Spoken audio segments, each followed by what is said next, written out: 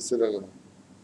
Pour la fois Shlema, donc, Chaya, Sarah, Charlotte, Bat. Le Dakala, Bezrat Hashem, c'est une refoua Shlema. Donc, nous, alors la libération, la délivrance de Charlotte, Top, voilà. Chaya, Bat Miriam, Bezrat Hashem et toutes les femmes d'Israël. Bonsoir. Tov. Le sujet de ce soir, on ne sait pas si on va l'interpréter une reine à la maison ou plutôt une guerrière à la maison.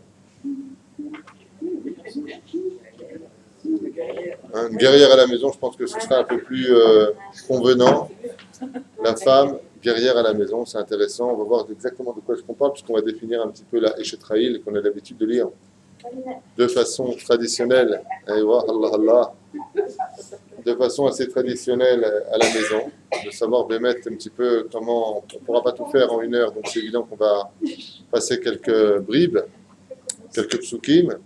Moi je pense plutôt qu'on devrait appeler une guerrière à la maison, parce que comme on a l'habitude de le dire au niveau du pshat, des bénédictions chez les hommes tous les matins, Baruch Ata Hashem Elokeinu Melech Haolam Shelo Asani Isha, il n'y a pas plus dur que d'être une femme au monde, pour plusieurs raisons, problème d'intérieur, problème d'extérieur, problème de réparation, responsabilité, à un tel point que la Gemara nous dit que si les hommes devaient subir ce que les femmes vivent, on ne tiendrait pas un seul round, on mourrait, on ne pourrait pas tenir.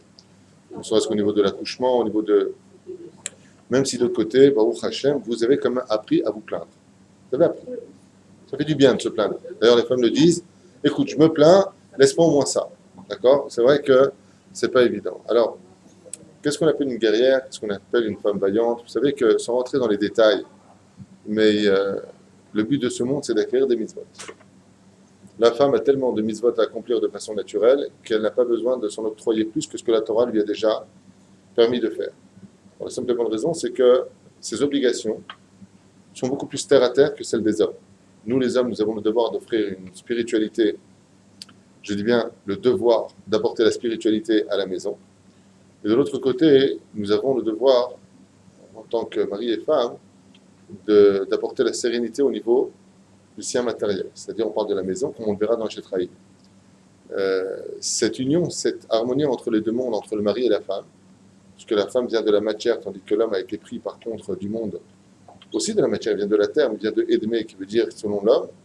La femme a la particularité, si elle le désire, de par son attrait spirituel, de monter très très haut. Isha Bona, Isha Oret. La femme peut construire, la femme peut détruire. On l'a déjà expliqué dans un des premiers chiots, il y a 4 mois en arrière de cela, et même il y a plusieurs années en arrière aussi. La femme est tellement assoiffée de spiritualité qu'une femme ne peut être que ou bonne ou mauvaise. C'est-à-dire que, comme le dit la Torah, Mechashefa lotechaye, tu ne laisseras pas vivre la sorcière. Qu'est-ce que c'est la sorcellerie? C'est la spiritualité. Ou une femme est une sadéquette, ou une femme devient une sorcière. Ça veut dire quoi? Ou l'un ou l'autre, ou une balate la shonara dans les sens les plus radicaux du terme, se montrer de façon très impudique en public, se mettre à chanter avec vulgarité, mais c'est très extrême. Et si vous voyez bien, toutes les attirances que la femme pourrait fréquenter au jour le jour, ce sont des attirances qui sont généralement spirituelles. Les femmes n'aiment pas les choses en général futiles, alors qu'elles-mêmes vivent en général pour une fonction qui pourrait paraître d'aspect extérieur futile. C'est pour ça que la Torah vient nous mettre en garde sur la femme virtueuse et la femme qui ne l'est pas. La Gemara nous met en garde sur le choix d'une femme à prendre dans ce monde. Pourquoi? Parce qu'une femme peut rentrer la shrina à la maison, tout comme une femme peut rentrer les shindalet à la maison. Tout dépend de la femme sur terre, et c'est quelque chose d'extrêmement délicat. C'est pour cela que la femme est si proche d'Hachem, qu'à travers aussi bien son nom Isha Esh Hachem, elle est rigueur parce qu'elle a besoin de rigueur à la maison, elle est entourée de chesed et souveni, c'est la shrina, et de l'autre côté, elle est le pilier principal duquel le mazal de l'homme va dépendre, ce qui est énorme, énorme. Un homme qui, dans le Gemara de Ketubot, à la page 62, nous dit un homme qui n'est pas marié vit sans mazal, donc la femme est le pilier par excellence de son mari, comme c'est marqué aussi dans Baba Metzia à la page 59 à Moudalef, où d'abord on nous dit que l'homme devrait faire extrêmement attention au respect qu'il se doit d'avoir vis-à-vis de sa femme, parce que son mazal en dépend. Tu blesses ta femme, tu pourris la vie de ta femme, tu pourris ton mazal, tu t'es blessé toi-même. Donc c'est un peu compliqué, parce que la femme représente quelque chose de beaucoup plus judicieux que ce que l'on pourrait connaître ou voir de façon extérieure, c'est-à-dire voilà, c'est ma femme. Non, c'est beaucoup plus que cela, c'est un srout. La femme est appelée dans la Torah matana, elle est appelée cadeau. Alors bien sûr, il y a des femmes qui vivent leur vie et qui n'ont pas compris que le but essentiel, c'est d'acquérir des mitzvot. Ce qui fait que quand une femme vit une vie difficile, elle ne fait qu'acquérir un srout. Et son srout va dans le sens où, vous vous rendez compte, elle a eu 9 enfants. Donc elle n'a pas mis de stérilet, comme bien des femmes, qui veulent, bien entendu, Benoît, Sylvie et le chien. Alors c'est une femme qui, malgré les temps difficiles, a compris que la Géoula dépendrait de l'enfantement, donc elle a compris qu'elle ne doit pas rentrer dans les comptes divins pour avoir des enfants, et que si elle a des problèmes de parnassa, bien justement, c'est parce que tu n'as pas assez d'enfants, parce que chaque enfant des Echachimim vient avec son mazal. Donc qu'est-ce que tu rentres dans les comptes divins? Si vraiment tu as de l'aïmouna, comme dit le chanteur si connu, Mishema Amin, l'homme est fahed, donc si vraiment tu es conscient que c'est Dieu qui donne la parnassa, où est ton problème? Et malheureusement, il y a des femmes aujourd'hui qui, en aboyant mes oreilles, m'ont dit un jour, Haredim, vous faites des enfants comme on fait des chiots. En attendant, Baruch Hashem, depuis cette époque, il y a à peu près 15-20 ans de cela, ouais, c'est ce qui m'a été dit à Yerushalayim par une femme, qui m'a dit, les Haredim, vous faites des enfants comme vous faites des chiots. Alors moi, je lui dis, oh, c'est une façon de voir les choses. Je ne sais pas pourquoi tu dis, vous les Haredim, au Maroc, grâce à Dieu, on comptait 14-15 enfants par famille des fois. Et pourtant, ce n'était pas des Haredim. En Tunisie, on comptait 24 enfants, déclarés, non déclarés. En Algérie, non, un peu moins. Si vous êtes algérien, c'était déjà français un petit peu. 2, non. Il y avait beaucoup de familles nombreuses, 7-8 enfants. Mais les temps modernes ont voulu que, comme la femme, dans son côté, je m'émancipe, je vais travailler, donc j'ai moins le temps de m'occuper des enfants, on passe à côté de choses essentielles dont la Géoula dépendra. Mais malgré tout, avec tout cela, les Chachamim nous disent Besrut Nashim Tzadkaniot, Yatsu Bene Israël Mitzrayim, Besrut Nashim Tzadkaniot, Atidin Bene Israël Latzet. Une galoute, c'est-à-dire que Bezrat Hashem, c'est pas votre mérite, uniquement votre mérite à vous et non pas le nôtre, qu'on arrivera, si Dieu veut, à avoir le Melech HaMashiach. Vous avez le rôle principal, contrairement à ce que l'on pense. C'est pour cela qu'une des explications sur le Eshet Raïl, qui appartient, si je me souviens bien, au 31 chapitre de Michelet, du roi Salomon, vient nous dire qu'en réalité, il ne faut pas comprendre qu'on parle de la femme vaillante, mais on parle de la femme du vaillant. C'est quand même curieux comme explication, parce qu'en hébreu, le mot Eshet Raïl veut dire deux choses. Ou tu peux l'expliquer comme étant la femme guerrière, la femme vaillante, première explication. Deuxième chose, ça peut se traduire par le mot la femme du vaillant. Ça veut dire quoi la femme du vaillant? Comme tu dirais, comment tu dis en hébreu la femme du président? Eshet Anassi. Donc comment tu dis la femme du guerrier? Eshet Raïl.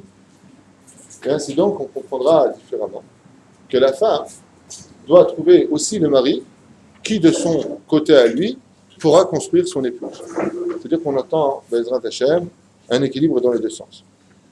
Top, en refermant cette parenthèse si importante à mon humble avis, il est impératif quand même d'expliquer, à l'image de nos grands-mères et à l'image de ces femmes qui aujourd'hui travaillent très très difficilement, dans une génération où la Hirat Shamaim se trouve extrêmement partout par terre, le mérite que vous avez d'avoir un kissouille, de tsnoua, les manches, le matin, ainsi de suite. Alors, contrairement à ce qu'on pense, il y a un céder, il y a un mot d'ordre qui nous a été donné par le roi Salomon de qui est la femme qui est vaillante, qui est celle qui est digne d'être l'héritière des matriarches et des femmes qui ont marqué la judaïcité mamage en tant qu'empreinte historique dans le monde juif, comme Yaël qui a tué Sisra, comme Dvorah qui a su prendre les rênes dans une situation où il n'y avait plus d'hommes, et ainsi de suite. Qui sont ces femmes si exceptionnelles dont le roi Salomon fait allusion? Alors, j'ai deux façons de pouvoir vous enseigner ce shiur. La première, c'est celle que je prends. D'abord, on va lire ensemble. Puis ensuite, on va commencer à donner des explications sur quelques-uns de ces versets. Alors, je l'ai pris en français pour aller plus vite. Et voilà ce qu'on dit. Heureux celui qui, bien entendu, a rencontré une femme vaillante. Donc, on voit ici que le texte, Davka nous a traduit que la femme est la vaillante. C'est la guerrière. Effectivement, il y a de quoi l'être. Elle est infiniment plus précieuse que les perles. Pourquoi Davka les perles et pas les diamants d'après vous? Oui.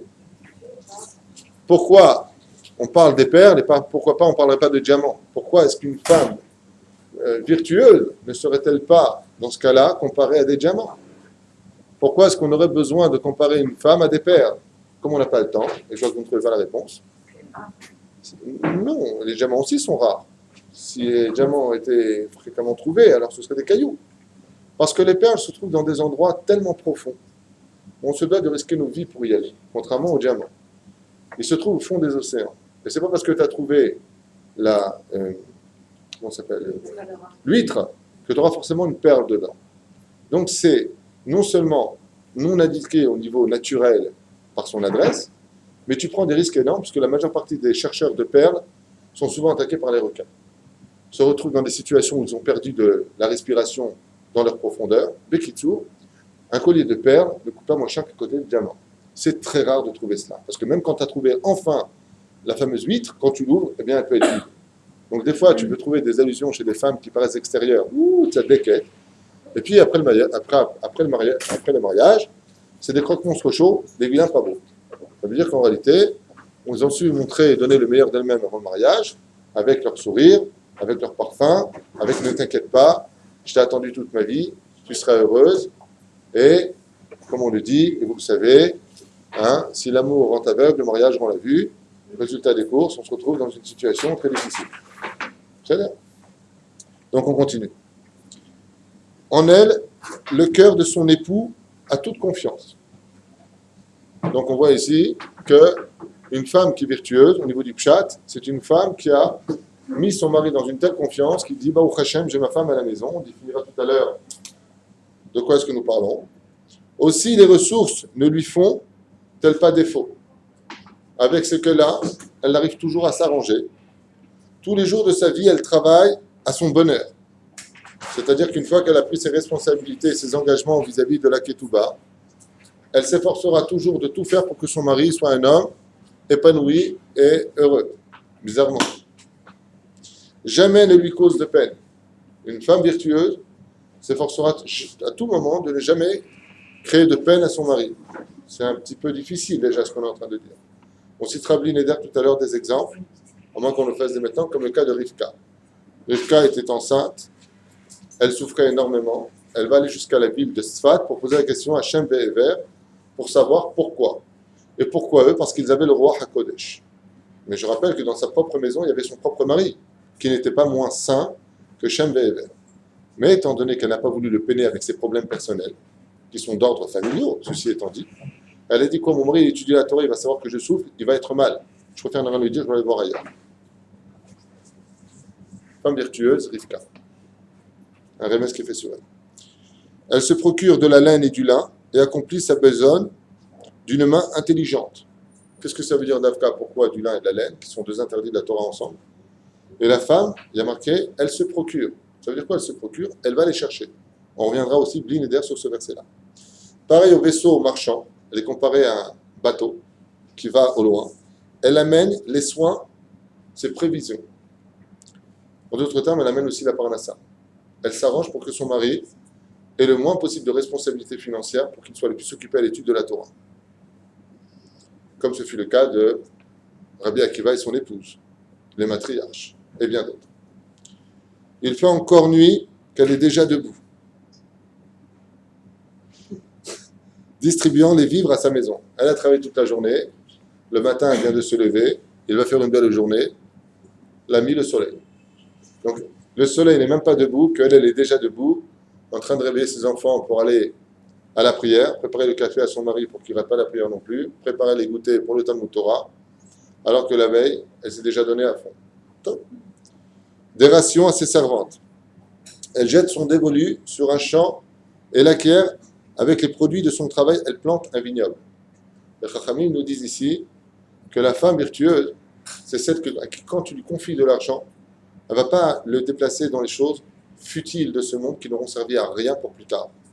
Quand tu lui donnes quelque chose, elle est capable d'acheter un champ, de le cultiver et de dire à son mari, regarde ce qu'on a fait de notre vie, regarde ce que nous avons maintenant devant nous, pour nous et les pauvres. Comme le dira plus tard le commentateur, on verra. Elle ceint de ses forces ses reins et arme ses bras de vigueur. Ça veut dire quoi en d'autres termes? Même quand elle est fatiguée, elle retrouve toujours en elle des ressources. On parle de la femme virtueuse. Et où est-elle? Elle s'assure que ses affaires sont prospères, sa lampe ne s'éteint pas la nuit. On verra aussi de quoi est-ce qu'on parle. Jour comme nuit, la femme virtueuse, Baruch Hashem, aussi bien le jour comme la nuit. Non seulement le jour, elle s'occupe de ses affaires, mais la nuit, sa lampe reste allumée. Curieux, de quoi est-ce qu'on parle? On en parlera. Ses mains saisissent le rouet, ses doigts manient le fuseau. Elle ouvre sa main aux pauvres et tend le bras aux nécessiteux. Mais pourquoi est-ce qu'on va nous dire ça? Ce n'est pas un acte vigoureux de dire je donne de la tzedaka. Si, dit la Gemara, parce que les femmes ordinaires sont ce qu'on appelle tsaratarin. C'est-à-dire que les femmes, en général, ordinaires, n'aiment pas trop donner. Par exemple, elle voit son mari qui fait un chèque de 5000 shekels à une yeshiva. Elle lui dit dis-moi, Roland, je ne comprends pas, on a tellement d'argent à jeter, tu ne peux pas ouvrir un compte à notre fils? C'est tout de suite d'abord, elle, c'est une gardienne de sa progéniture en général. Elle pense d'abord toujours à elle-même. Elle n'a pas compris que plus tu donnes, plus Dieu te donne. C'est pour ça que les Chachamim nous disent, quand un homme fait des mitzvot, il n'est pas bon qu'il raconte trop à sa femme. J'ai donné, et moi. Alors, la femme virtueuse, quand Dieu lui donne, elle agit comme un homme. Et ça, c'est très rare chez une femme, puisque le klal de la Gemara vient nous dire que la femme virtueuse, en général, n'accepte pas facilement de donner. Elle n'aime pas trop. Elle aime bien les invités, mais pas trop. Elle aime bien donner, mais pas trop. Pourquoi? Et heureusement que c'est un peu comme ça. Parce que comme les hommes, en général, on est chorma, on nous jette facilement, la femme est là pour dire, et j'y habite, si tu jettes, jette pas aussi de ce côté-là. Donc il faut un équilibre dans le monde, car dans tout mal, il y a du bien. Alors la femme virtueuse, elle, c'est le contraire. Comme on a vu à propos du temple, le deuxième temple ainsi que le premier temple ont été sauvés par le mérite d'une femme. Alors que son mari lui a dit, mais mange le dernier morceau de pain qui nous reste. Elle lui a dit, non, mais de toute façon, on les voit à mourir. Donc quitte à mourir, puisque eux sont en deuil de leur mari, donne-le à la veuve qu'on fasse la mitzvah. Dieu a dit, puisque tu as pitié d'une femme qui était veuve à ce moment-là, que c'était ton dernier morceau de pain, j'arrêterai aussi les souffrances du peuple d'Israël. Il ne dit pas de nature d'une femme de donner à autrui avant de voir que sa famille vit dans la prospérité, ce qui est un peu légitime quelque part. Elle ne redoute point la neige pour sa maison. Elle s'en fiche que la montagne de Chamonix pénètre dans sa maison en plein hiver. Qu'est-ce que ça veut dire, la neige? On y reviendra tout à l'heure. Elle ne craint pas la neige dans sa maison. Bon, il y a des explications au niveau du chat qui sont évidentes. Ça veut dire que si elle devait accepter une vie de pauvreté pour que son mari devienne un grand en Torah, quitte à ce que la neige, c'est-à-dire que non seulement la pluie, mais la neige qui s'installe à la maison, contrairement à la pluie qui finit par s'écouler de la maison, eh bien, elle s'en fiche, car la seule chose qui compte pour elle, c'est cela. Car tous ces gens sont couverts de riches étoffes. On parle de l'habit spirituel qui attend sa progéniture. Elle a tout fait pour que ses enfants soient dans la Torah, même si sa maison doit vivre sans toit, ou des toits percés, on va dire comme ça, par la neige. Eh bien, pour elle, ce n'est pas ce qu'il y a de plus important. Vous déposez le bilan, mesdames? Hein, c'est bon, vous êtes calmés? Vous voyez que c'est rare une femme Eshet Raïl? C'est ce que nous dit le roi Salomon. Eshet Raïl, c'est ce qu'on chante tous les vendredis soirs. D'accord? C'est fait que nous, quand on arrive à temps, on fait comme ça. Eshet Raïl,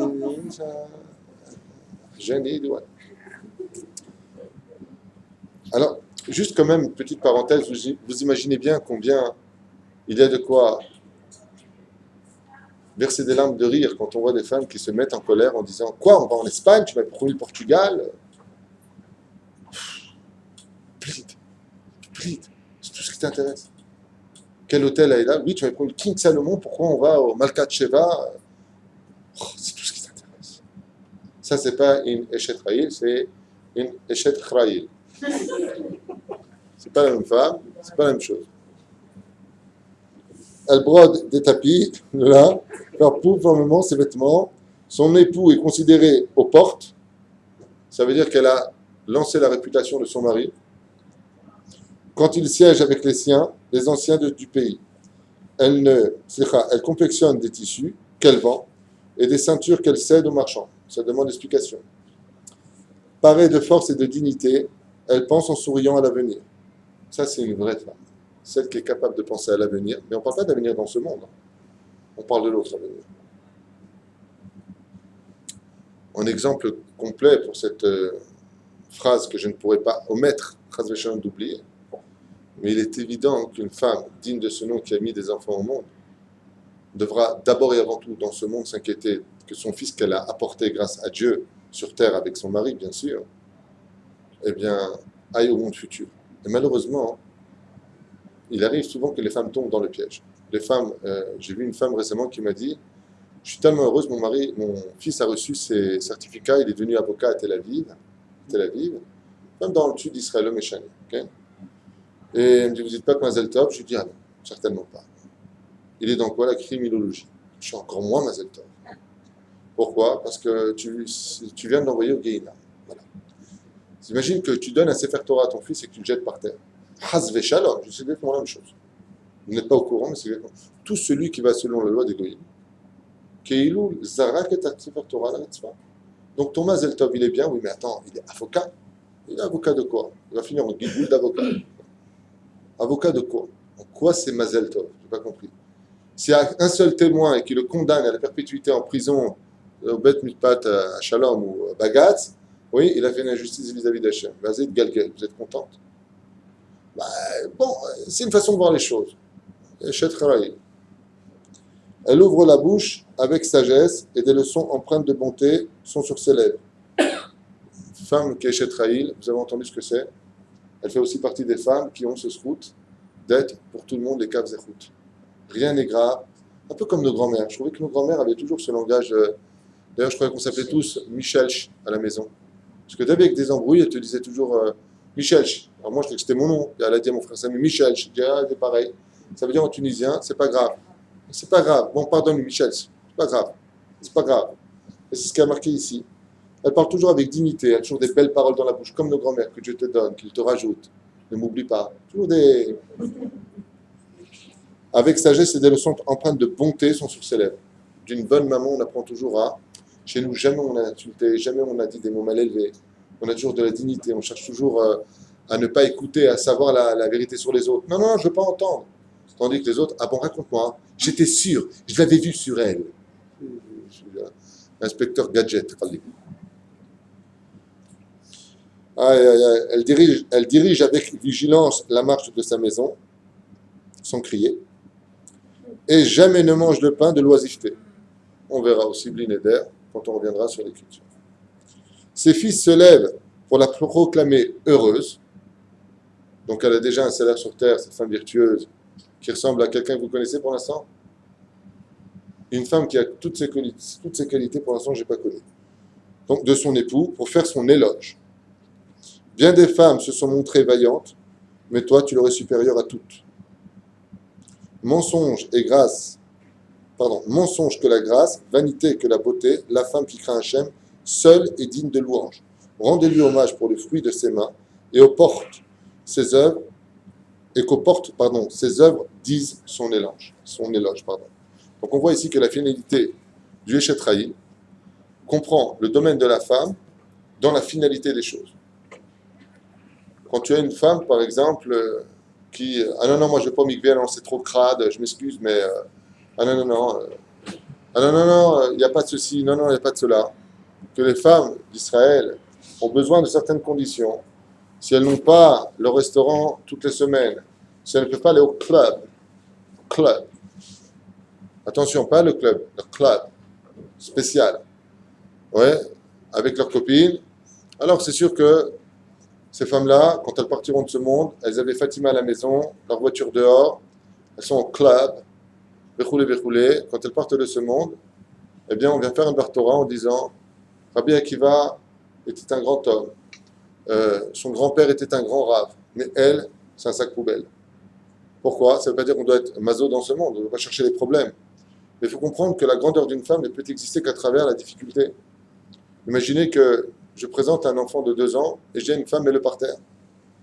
Je vois très mal la scène des femmes qui regarderaient une maman mettre un mec par terre de 2 ans, un enfant de 2 ans par terre, l'applaudir. Mais si maintenant je lui montre le champion du monde de karaté qu'elle le met par terre, il est évident que cette femme est une femme exceptionnelle.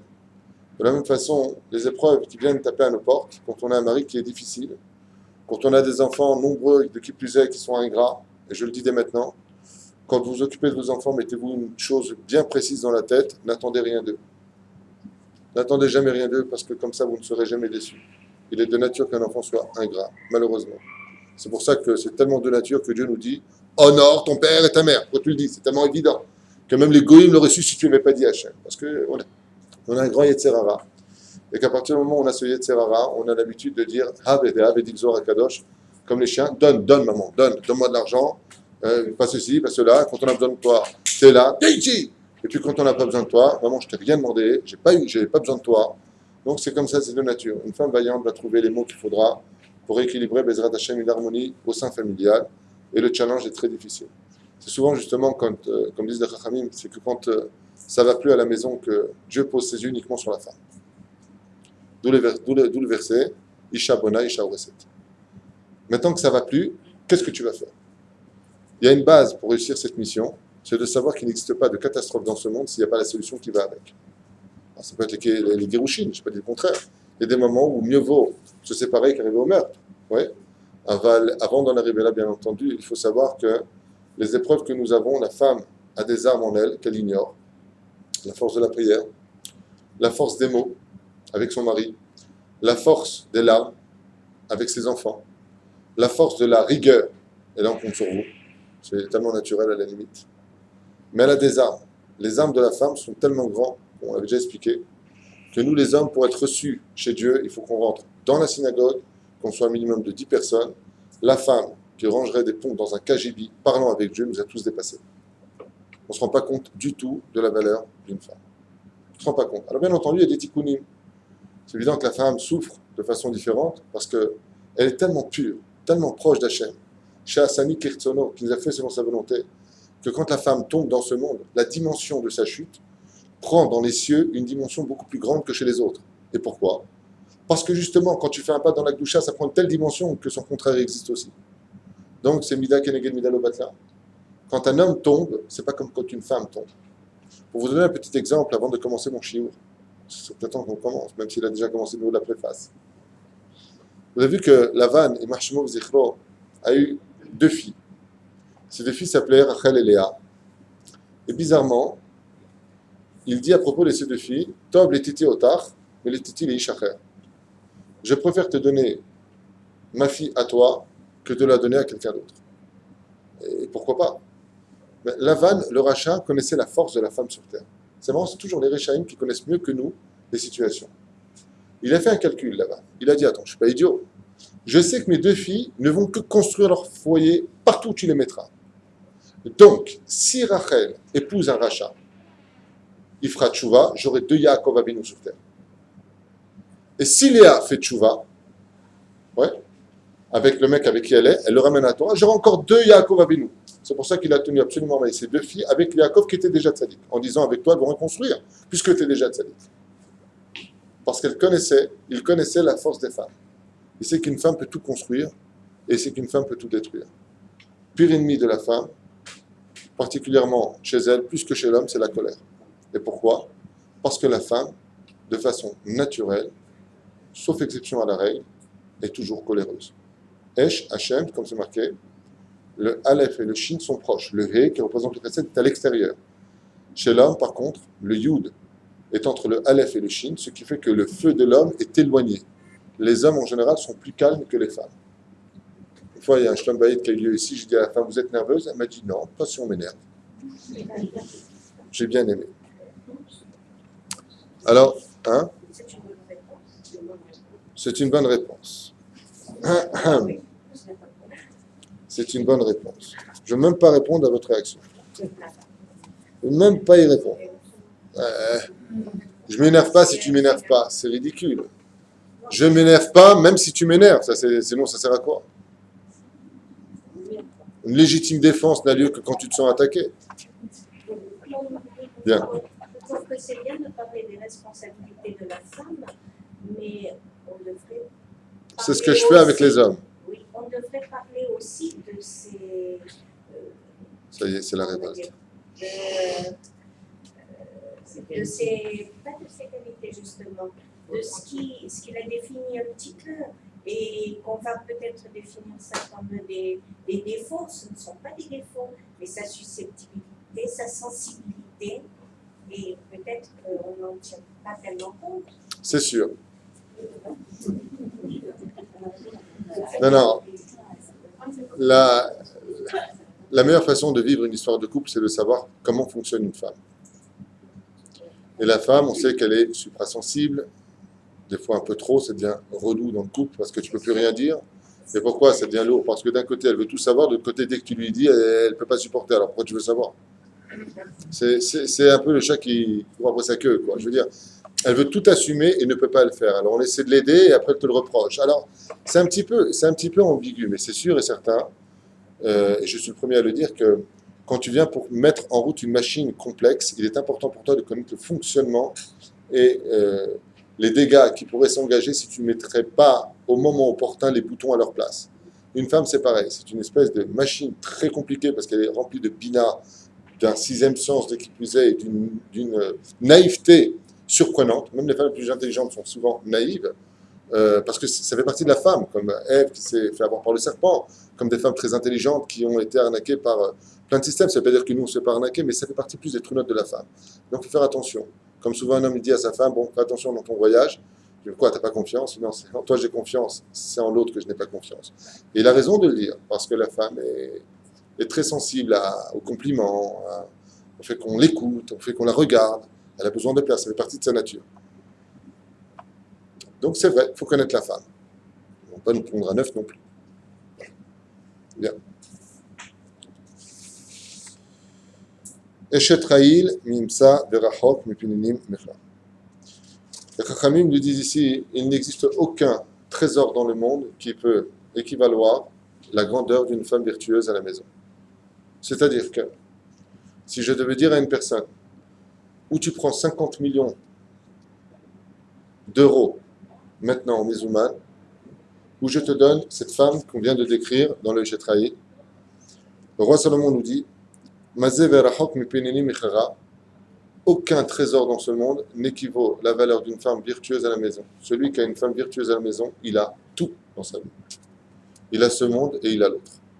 Il a la sérénité et il a l'autre. La femme veut être une reine, vous connaissez le verset, si tu veux être une reine à la maison, fais de ton mari un roi. Il est roi à la maison. La femme virtueuse n'attendra pas d'être devenue une reine pour faire de son mari un roi. Alors c'est dur, tu viens de le dire. Nos grand-mères allaient à Shalom, quand elles vivaient en Pologne, en Russie, elles cassaient la glace pour aller au mikvé. Les Cosaques les observaient dans leur nudité. Elles étaient humiliées. Dans certains cas, elles étaient violées. Quand elles étaient mariées à des Kohanim, elles revenaient avec des larmes en disant à son mari, tu dois me donner le guet. J'ai été violée par 2 Cosaques, en pleine nuit. Et non seulement elles gardaient le kissouille, non seulement elles rentraient, elles perdaient leur mari qu'elles aimaient plus que tout au monde, elles fait une mitzvah. Aujourd'hui, une chose pareille arriverait, qu'est-ce qu'on dirait? Quoi? Toi, Dieu, tu me fais ça? Je fais une mitzvah et en plus... Mamash, Ayub Bonot, le principal chez eux, c'était leurs enfants. Pas comme aujourd'hui, tu vois des femmes divorcées qui te disent bon, moi de toute façon, aujourd'hui, la chose qui me reste, c'est mes enfants, je me bats pour eux. C'est pas tout à fait juste. Si on voit ce que tu fais de ta vie, tu mets plus de dettes sur le dos de tes enfants avec tes erreurs que de t'occuper d'eux. Donc, il y a une espèce de malaise. Pourquoi? Parce qu'effectivement, on est descendu au niveau de la force mentale qu'on avait. Nos responsabilités ont changé, on s'est émancipé. Les factures ont changé de tronche. L'essence augmente demain soir. En tout cas, on n'est pas au courant. Mais qui on ne vit plus non plus avec un bol de riz, je vais faire un super repas à la famille. Aujourd'hui, tu donnes à un pauvre un paquet de riz, il dit que j'en fasse pour un chinois ou quoi. Aujourd'hui, c'est de l'oseille. Quand on lui met de l'oseille, regarde ce que tu lui as donné en disant attends, tu veux que je t'aide? T'es plus que moi ou quoi? Tu sais, on vit quand même dans un monde où il faut accepter l'honnêteté de dire qu'il est différent d'avant. Mais ça voudrait dire que Dieu est injuste. Donc, remettons les choses à leur place. Omer Arabe. Pourquoi d'abord ce verset-là commence-t-il avec la femme virtueuse? Parce que le début de Michelet commence par la fille qui est zona, la fille qui se prostitue, la fille qui est impudique, la fille qui se donne à quiconque. Donc à la fin de Michelet, dans le 31e, c'est ça? Ouais, 31e chapitre, on nous parle maintenant enfin de la femme virtueuse, descendante de Sarah, Rivka, Rachel et Léa. Et il nous dit comme ça, 2 termes pour lesquels la femme a été citée ici en tant que virtueuse. Premier cas, c'est que la femme virtueuse est tout, sauf son opposé complémentaire, c'est-à-dire la fille facile, la prostituée. Donc on vient nous dire qui est la femme virtueuse pour te dire maintenant comprends ce qu'est une femme qui n'est pas virtueuse. Et pourquoi c'est compliqué chez la femme et pas chez l'homme? Pourquoi on appelle Christ chez l'homme? Comme je vous l'ai dit tout à l'heure, parce que la femme a besoin d'amour. Une femme a tellement besoin d'amour dans ce monde qu'elle est prête à perdre sa dignité pour en avoir. Tellement elle a besoin d'amour. Une femme sait que si elle trompe son mari, elle perd son monde futur. Mais elle peut oublier Hachem et son monde futur pour recevoir de l'amour. La Gemara nous parle d'un événement tragique. Un événement qui est choquant. À l'époque des Romains, un mari avait été condamné à la pendaison. Cette femme avait tellement d'amour pour son mari qu'elle n'a pas pu se séparer de lui. Et le Romain qui gardait donc cette pendaison, ces gens qui étaient pendus, a obtenu gain de cause chez lui en disant viens on l'enterre. Alors elle l'a enterré. Et cette femme s'est mise à pleurer sur le tombeau de son mari. Elle pleurait, dit la Gemara. Le Romain il est venu la voir, il s'appelait Bogos, c'était son nom. Il était de Rome. C'est le centurion Bogos, à l'Italia. Et il a commencé à lui parler. Après, il l'a consolé. Après, il l'a embrassé. Et pendant qu'ils ont fait l'amour, il y a des gens de la famille qui ont pris le deuxième pendu qui l'ont emmené chez eux. Quand il a vu ça, le centurion, il s'est mis à pleurer, lui aussi. Il a dit maintenant, ils vont me mettre à sa place. Pourquoi? Parce que s'ils l'ont volé, c'est que j'étais pas à mon poste. Qu'est-ce qu'a fait la femme? Elle lui dit, t'as qu'à redéterrer mon mari et le prendre à sa place. Comme ça dit la Gemara. Alors c'est vrai que de prime abord, ça paraît être bizarre. Une femme qui elle n'aimait pas tellement, arrête tes bêtises. Moi, jamais je dirais que la Gemara, c'est pas un livre d'histoire. Si elle te dit que la femme, elle est facile à tourner, pour de l'amour, elle est prête à tout. C'est ce que nous dit ici le roi Salomon. Eshetraïl miyimtsa. Mais où est-ce qu'on va trouver cette femme qui, même au nom d'être assoiffée d'amour, de tendresse, de regard, sera malgré tout une femme d'intérieur? Qui sera cette femme? Très dur à trouver. Il n'y en a pas beaucoup. Il n'y a pas beaucoup de femmes qui seront prêtes à rester des femmes virtueuses, se suffisant de l'aïmouna comme amour pour l'instant, parce que Dieu leur prépare leur prince charmant plus tard. Ce n'est pas facile à trouver. Eshetraïl mi yimtsa. Qui va la trouver, cette femme? Cette femme qui restera donc pudique. Effectivement, je peux tomber sur des femmes qui vont rester sages à la maison, mais qui feront des bêtises aussi à la maison. Pas forcément à l'extérieur. Tout comme dans les profondeurs des océans, on trouvera les perles. Cette femme-là qui vaut tous les trésors de ce monde, disent les Chachamim, elle reste pure vis-à-vis des hommes et vis-à-vis d'Hachem. De rester pure vis-à-vis des hommes, c'est très facile. Tu sors la nuit, personne ne te voit, tu fais ce que tu veux. Aval Dieu remplit le ciel et la terre, il sait tout. D'être pur devant Hachem, c'est une autre histoire. La Eshetraïl dont on parle, on ne parle pas de la femme qui n'est vue que de l'extériorité, on parle de la femme qui est vue aussi de l'intériorité. Bien. Poter Bessipur, Adam Bechava, et le Eshetraïl dont on parle ici, va nous faire prendre conscience d'une dimension rarement enseignée, c'est que chaque fois qu'une Eshetraïl viendra dans ce monde, il réparera la faute originelle de Ève et de Adam, qui justement ont manqué de valeur dans ce domaine. Si je peux me permettre le mot, même s'ils n'ont qu'une seule faute sur 930 ans de vie, que leur mérite nous protège, c'était de grandes tzadikim, avec un terrain qu'on ne pourrait pas comprendre. Il dit ici, les Chachamim, le Eshetraïl, chaque fois qu'on le dit à nos femmes, chaque fois qu'une femme fait une réparation, chaque fois que la femme va arranger la situation de la maison pour le Shlom Bayit, une fois que la femme va prendre sur elle, et ça va être très très très dur pour elle. C'est un combat qui est, encore une fois, je le dis, nous les hommes, on n'est pas capable de le faire. Quand tu as une femme qui a le kissou et son mari, j'en ai rien à faire de ton kissou, j'en ai rien à faire avec ta tronche, t'as vu ta tête là?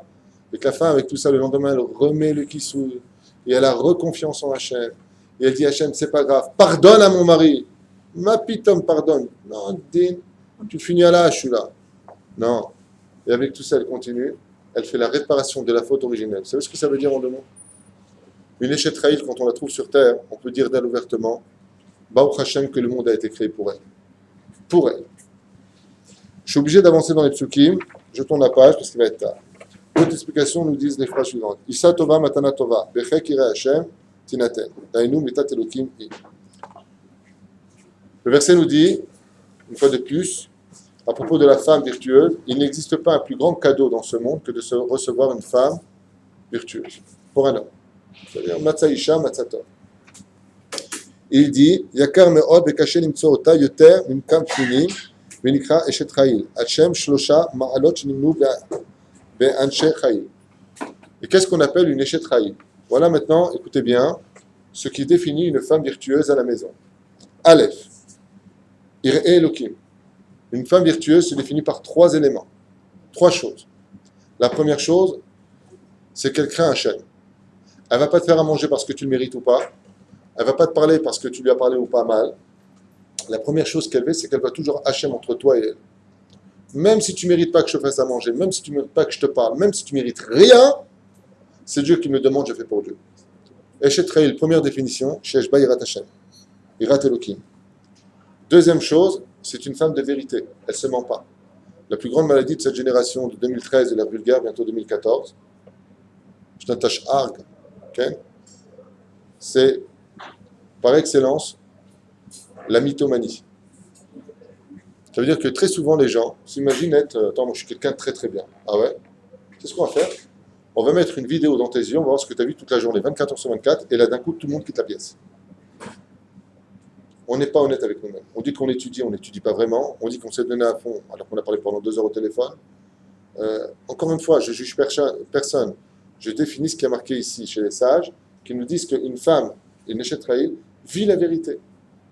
Ça veut dire qu'elle est émette avec elle-même. Quand elle est fatiguée, qu'elle le dit, Bémet, elle est fatiguée.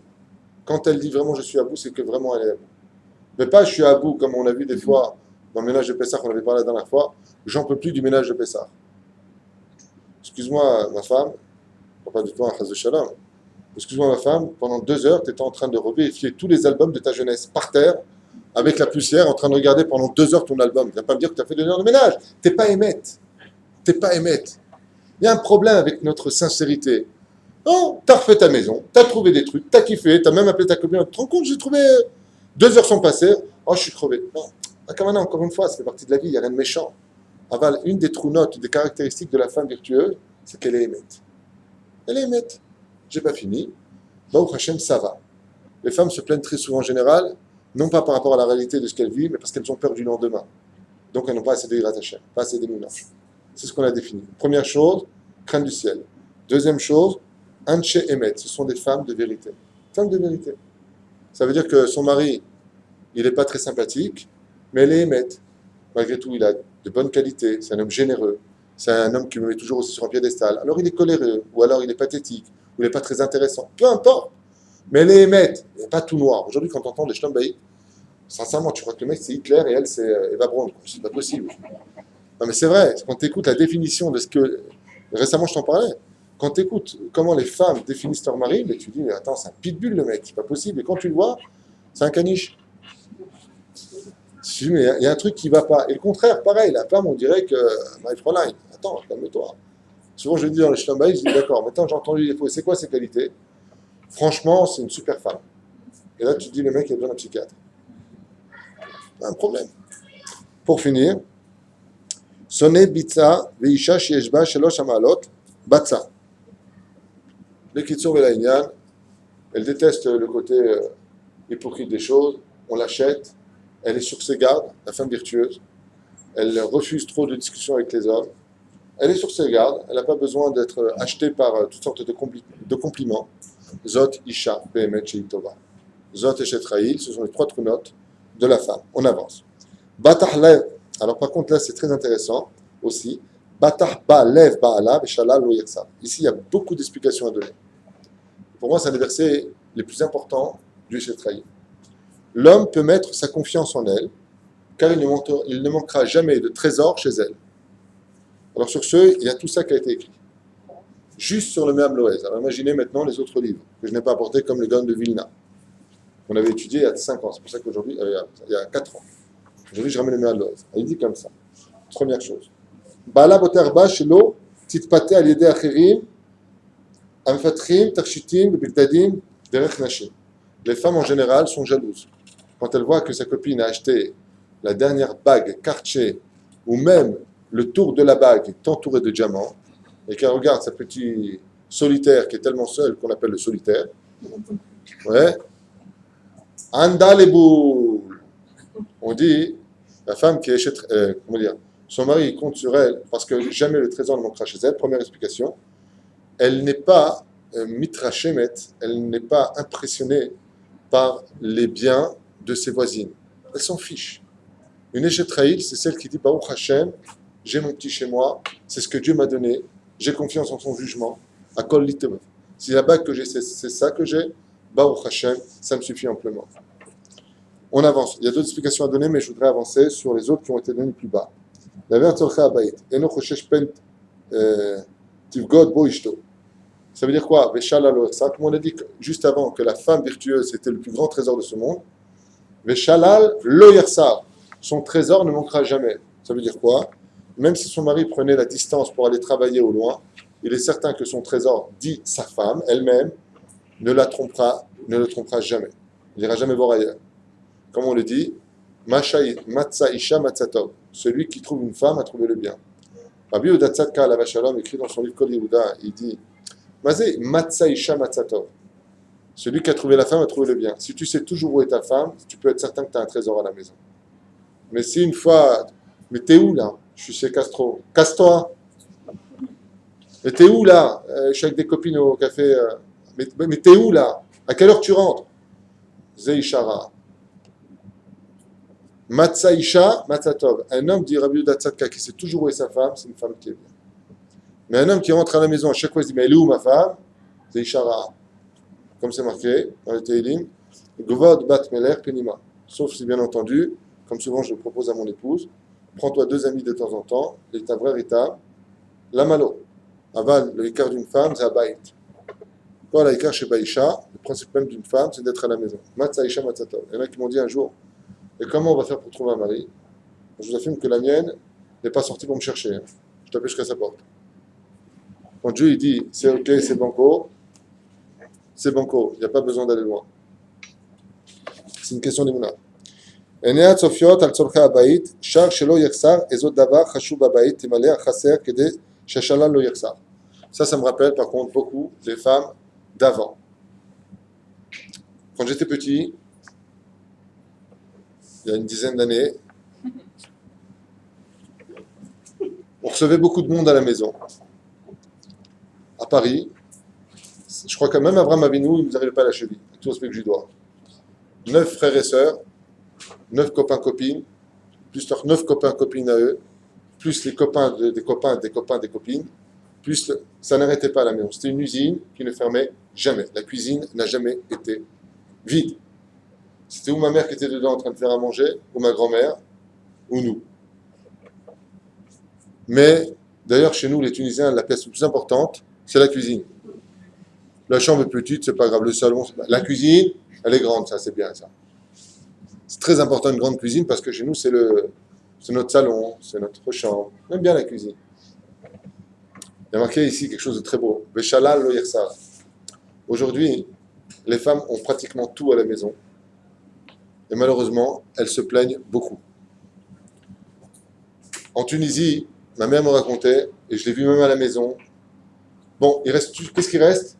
1 kilo de couscous, un tout petit peu de pois chiche, un petit morceau de viande, mais rien. Je vais vous faire un plat, allez vous asseoir. On est 25 à table. On mange, on est reçu. C'est Dieu que c'est marqué ici. La Eshet Trahi dont on parle, qui est capable de toujours garder le trésor, c'est qu'avec très peu, elle est capable de faire beaucoup.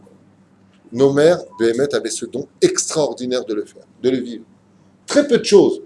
Bon, qu'est-ce qu'il me reste? Ça et ça. Allez vous asseoir. Et elle t'a apporté des plats. Tu dis, mais d'où tu as trouvé tout ça? Comment tu as fait pour trouver tout ça? C'est ce qui a marqué ici. Veshalal, le trésor ne manque pas avec elle. Même s'il manque, elle s'arrange toujours. En d'autres termes, elle ne se plaint pas tout le temps. C'est ce qu'il y a. D'ailleurs, c'est ça la grandeur d'une personne. Si tu as toutes les conditions. Alors, toi, ça sert de... Ouais, ce que je veux dire. On continue. Batarba ala baala, shitnaig et abaït, kol inane, akashrut, shmirat, abaït, chinuch abanim, bechule, bechule. Et de là, est-ce qu'on parle? Le vrai shalal d'un homme, le vrai trésor d'un homme, mesdames, c'est les enfants et la maison. Sachez que ce n'est pas une moins grande mitzvah de trouver une maison propre quand le mari rentre le soir que d'aller mettre les tefilines le matin à l'eau. Chacun son domaine. Ça ne veut pas dire que l'homme ne doit pas aider sa femme. Aval, bat, le shon bait, la fille, vient du mot, la racine, c'est la maison. Il dit, Beshalal lo yirsar, le mari, quand il rentre chez lui, il trouve son palais, ses trésors, dans l'ordre. Malgré le labeur de la femme, la maison est toujours bien tenue. Il y a des femmes qui sont très exigeantes dans ce monde et qui toujours se servent de cet avocat extraordinaire en disant mais la maison est toujours très bien tenue. Tu sais, des fois, elle est tellement bien tenue que quand tu rentres à la maison, tu marches sur les linteaux là-bas. Tu ne peux pas marcher sur le sol. Faites attention à cette maladie. Comment on appelle ça d'ailleurs, les femmes qui sont comme ça? Les maniaques, les maniaco-dépressifs. Shem Yishmor V'Yirahem, Alun V'Alkol Israël. Tout comme ce serait une porcherie d'avoir une maison qui est mal tenue, ce serait un Geinam d'avoir une maison qui est trop bien tenue. Dans chaque chose, il faut trouver un équilibre. Imagine, tu reçois ta mère à la maison, elle enlève ses chaussures, juste elle les met à côté d'elle. À peine elle les a enlevées, tu as l'autre qui vient, qui prend les chaussures, qui les range. Tu me ramènes mes pompes là, ici s'il te plaît. Imagine qu'à 6h du matin, la belle-mère est là. Elle va juste aux toilettes. Elle revient, son lit est déjà fait. Ça existe. Je vous promets que ça existe. T'as l'autre qui est là, qui est en train de rôder. Un lit à faire! Mon Dieu. Cool. Comme le marqué, une maison qui est bénite, c'est une maison qui est un peu balagane. Ça veut dire qu'il y a de la vie, quoi. Je veux dire, arrête, c'est pas un musée, une maison. Il y a des gens qui sont malades de ça et qui feront subir à toute la famille leur maladie. Que Dieu nous protège de ce genre de conduite. Cool. Cool, sois cool. Je ferai le lien un peu plus tard. Shala lo yachsar, av she'im mefazeret la'aniyim, kemo sheomer la'alan, bekapara, pelech, ani chosher shavu mechsar, vechule vechule, lo yachsar Torah. Encore une fois, on parle de la femme qui saura faire grandir les moyens de l'homme et qui dit la chose suivante, B'siata d'Ishmaya, avec l'aide d'Hachem, vous êtes avec moi? Elle donne aux pauvres, et malgré tout, parce que la femme n'est pas zranite en général, ou elle est kamtsanite ou elle n'est pas zranite. Dans les deux cas, la femme, ou elle est radine, ou elle est dépensière. Alors dépensière, à un point où tu ne comprends rien. Ça veut dire qu'avant, avec 5 000 euros, tu vivais comme un roi. Depuis que tu t'es marié, tu gagnes 10 000 euros et tu en dois 100 000 à la banque. Tu te demandes qu'est-ce qui s'est passé sur le chemin du mariage. Vezaïnian. Lo yarsar, les Chachamim ils disent, étant donné que le vrai bonheur d'une maison, c'est les enfants, qui sont les vrais héritiers, la vraie fortune d'un homme, les enfants seront toujours bien tenus, lavés, dans le domaine de la Torah, les devoirs pratiquement accomplis. L'homme rentre à la maison, Isha, Pashut, Shalal, Lo yarsar, il ne manque rien à faire. Chérie, je peux t'aider? Non, tout est fait. C'est comme ça que c'est dit ici, c'est un peu dur dans les temps modernes dans lesquels on vit, on a besoin de participation dans les deux cas, financièrement pour l'homme et la femme. Il faut aussi une aide. C'est pour ça qu'il faut se partager la tâche. Mais n'oubliez jamais un détail, mesdames, les hommes se doivent d'aider leurs femmes. Pas les femmes se doivent d'aider leurs hommes. À la maison, je parle. Un problème. Non, je sais pas, tu as fait... Non, non. Non, non. C'est très important de savoir... Hein? Chacun, ça c'est très bien dit, chacun son rôle. Moi j'ai fait moitié-moitié avec ma femme, je dis depuis le début, tu cuisines, je mange. Voilà. Chali, tu... Ouais, c'est pareil, voilà. Et elle est souriante, l'œil vif, le poil doux, tout va bien. Top. Alors là par contre on va rester dans une dimension, je comprends que vous leviez, que vous partiez, c'est légitime, ce que je vais vous dire, c'est la suite du verset, on revient dans les explications maintenant de ce qu'on a lu.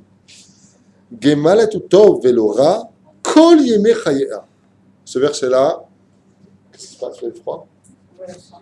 C'est bon, c'est pour ça que tout le matin je dis sur la Sanisha, vous êtes les seuls à dormir avec un pour en été à Ashdod à 8000 degrés.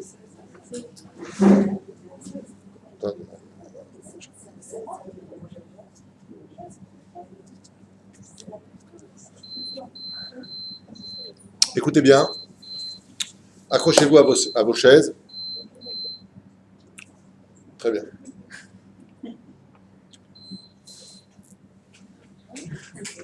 Tu veux que je pousse le soleil dans l'espace ou quoi? Tu veux une crève de jour?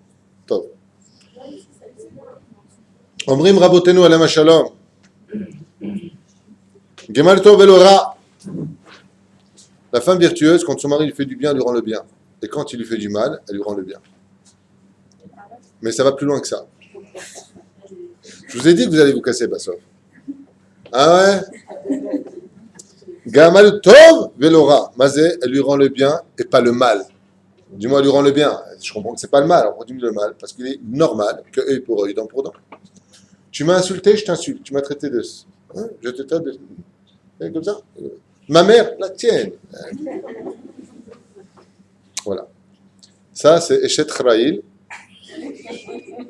On parle de Eshet Haïl. Alors, la Eshet Haïl nous disent les Chachamim, comment est-ce que le jour de son départ, Dieu va lui dire Psh, Ezoïcha, qui aurait pu supporter ce qu'elle a supporté? C'est que quand le mari, non seulement il ne lui fait pas du bien, non seulement il lui fait du mal, mais elle ne lui rend que le bien. Mais le pire, c'est pas ce verset-là qui est révoltant. Prépare-toi à partir. C'est la suite qui dit Kol Yemei Chayea, toute sa vie. Pour ceux qui ne comprennent pas très bien l'écriture, ça voudrait dire quoi? Il y a des femmes, comment elles disent hey, t'inquiète pas, je viens d'être Nida. Tu vas quand, Mikvé? J'ai encore un problème. Mais chérie, ça fait 3 mois. Bah, ça fait 3 mois. Non. Kol Yemei Chayea. Ça, c'est le pshat. Non. Kol Balerabot Lelot. En général, les femmes, quand elles sont froissées parce qu'elles ont été vexées ou humiliées ou embêtées par leur mari, ferment boutique. La boutique est fermée. Il y a marqué Kol Yemei. Chazal, ils disent Shafilu bema sha'asa balehem mitpaesot. Pourquoi? Comme l'a dit Rabbi Chia, quand il trouvait un bel objet dans le chouk, il achetait toujours pour sa femme. Et il était connu pour avoir une femme qui n'était pas du tout virtueuse. Alors ses élèves lui ont dit, mais pourquoi est-ce que tu lui achètes des diamants à cette femme qui ne te respecte pas à la maison? Il a répondu deux choses. Daïm, Maspik. Elle grandit mes enfants à la Torah. Elle ne s'oppose pas à ce qu'ils étudient la Torah. Et ne me fait pas fauter, car un homme a besoin d'une relation avec son épouse. Ma femme est mauvaise, mais dans ces deux sens-là, c'est une échetraïl gmoura. C'est ce qui a marqué ici. Kol yemei chayea. Elle ne se venge pas. Chaz v'shalom. Ah, tu m'as fait, tu vas voir. Je vais te mettre en laisse. Chaz v'shalom. Kol ze bal rabot alayla. Même la nuit, elle reste disponible pour son mari. Lama. Et surtout dans cette génération, où alors aujourd'hui, le premier korban des femmes non virtueuses, ce sont les hommes mariés. Car effectivement, dans le rang social, la meilleure place d'une femme pour vivre une vie sans Dieu, c'est d'être la maîtresse et surtout pas la femme d'un homme. Quand tu es la maîtresse, tu as les voyages, les diamants, les compliments. Quand tu es la femme, tu as les enfants, tu deviens un vase, tu as les disputes, les rasseras, les écoles, les goûters, tout le balagan, la lessive. Tandis qu'elle, elle fait la lessive, l'autre est avec sa maîtresse au restaurant. Vous voyez ce que je veux dire? Et il devient un très bel élève. Donc en d'autres termes, on voit ici que les Chachamim nous disent Mazé kol yemei chaya, toute sa vie, ilot techapes litnakem. Ça veut dire aujourd'hui, il dit comme ça, t'inquiète pas, la roue elle tourne. T'inquiète pas, demain t'es malade, tu crèveras. Non, non, non, non, non. Kol yemei chaya, elle n'attend pas le moment opportun pour se venger. Behemet mikabelet be'ahava. C'est l'opachut. Encore une fois, on parle de la femme virtueuse. Qui la trouvera? Si c'est marqué ici, c'est parce qu'il n'y en a pas beaucoup. Très, très, très, très, très peu. Aujourd'hui, si tu as le malheur de dire un mot à ta femme, vous connaissez la suite. Deuxième chose, Shamrou, mi sheishto moshelet alav hayav enam chaim. Qu'est-ce qu'on appelle un couple maudit dans le judaïsme? C'est quand la femme, c'est l'homme à la maison. Ça s'appelle un couple maudit. Va falloir terminer, la Gemara nous dit chaim enam chaim. Pour un homme, c'est plus une vie.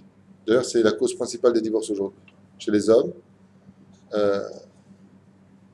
je vais demander à ma femme, chérie, ah non, on a raté. Faire attention à cette notion-là. Un homme se doit de respecter sa femme, il doit de l'honorer, on lui parle bien. Ah ben l'homme, Tarzan, ce ne sera jamais toi. Jane, chacun sa place.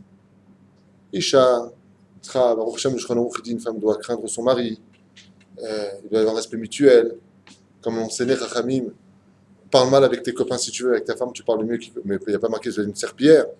Comme j'ai souvent l'habitude de le dire, si tu dois faire de ta femme une colombe, ne sois pas pour autant le pigeon, quoi. Je veux dire, cool, faut être bien, quoi. Sois un homme. Surtout qu'on sait que dans la nature d'une femme, si elle n'est pas mariée avec un homme, elle prend vite sa place.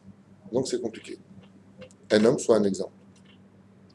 Unitzach le parnasata, shetrail gomelet lo tov velora.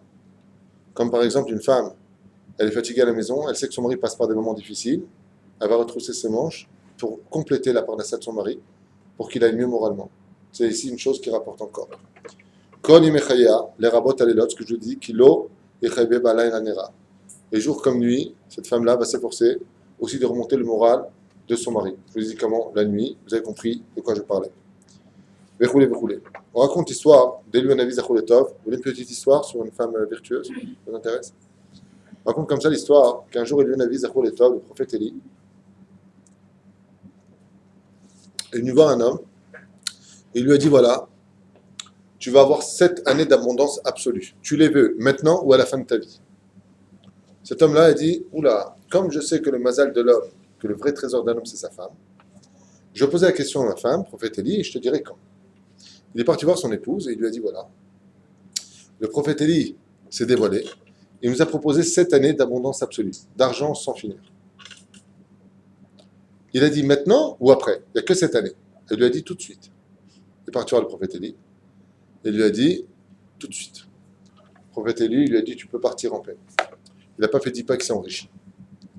Voici que, à la fin des 7 ans, le prophète Eliaou, Zachor Letov, revient vers cet homme et lui dit voilà, ton salaire s'est écoulé sur terre, tu viens de finir tes 7 années, sache qu'à partir de demain, tu retomberas dans la pauvreté. Alors il lui a dit, à ce moment-là, cet homme, quelque chose de curieux, il lui a dit, attends, il faut que j'aille en parler à ma femme. Il est parti voir sa femme à la maison, il lui a dit, tu sais que les 7 ans se sont écoulés, et sa femme, curieusement, lui sort un carnet, et elle lui a dit, tu donneras ça au prophète Élie. Et voilà que dans le carnet, il y avait marqué exactement le nombre de biens qu'elle avait fait pendant ces 7 années. Combien de familles elle a soutenu, combien de Bahroui Yeshivot elle a soutenu. Et le Navi Zachor, quand il a vu ça, il a dit,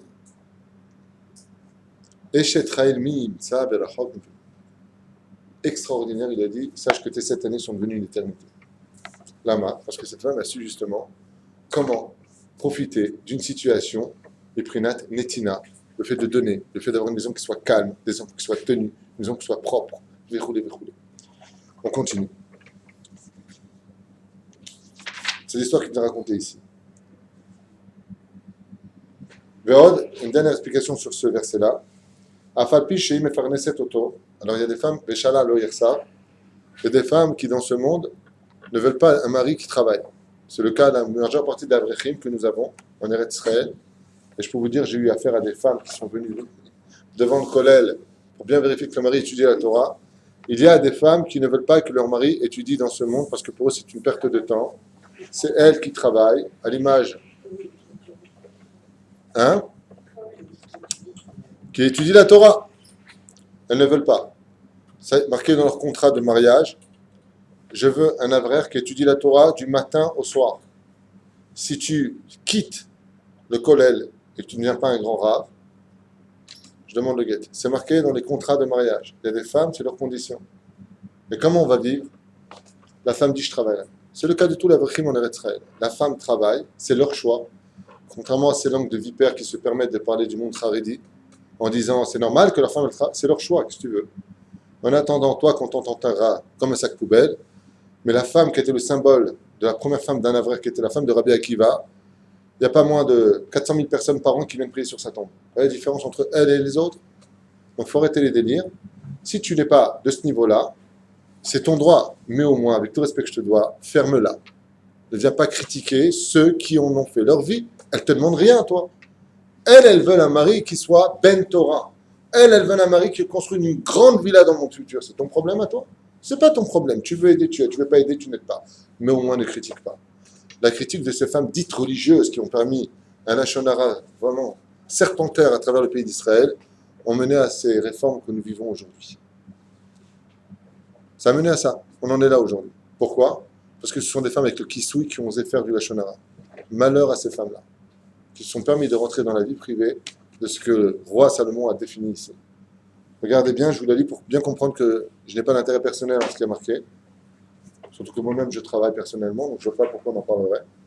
Afalpi chez Mefarneset Oto, même si c'est elle qui amène la parnassa, afin qu'il devienne un Talmid Chacham, Veshalal lo yersar, il ne manquera rien à la maison parce qu'elle s'arrangera pour cela. Ena mevaza oto, c'est elle qui amène la parnassa, Velo mevaza oto. La majeure partie des divorces, tu sais toujours la même phrase, J'ai pas besoin de toi, je gagne très bien ma vie. Ici, il y a marqué la Shetraïd, quand c'est elle qui ramène la parnassa à la maison, c'est un contre-nature. Pourquoi? Dans l'Aktuba, c'est l'homme qui doit amener la parnassa. Mais là, la femme, dans son choix à elle, elle dit non, toi, je veux que tu aies étudié la Torah. Je prends sur moi le joug de la parnassa. D'accord?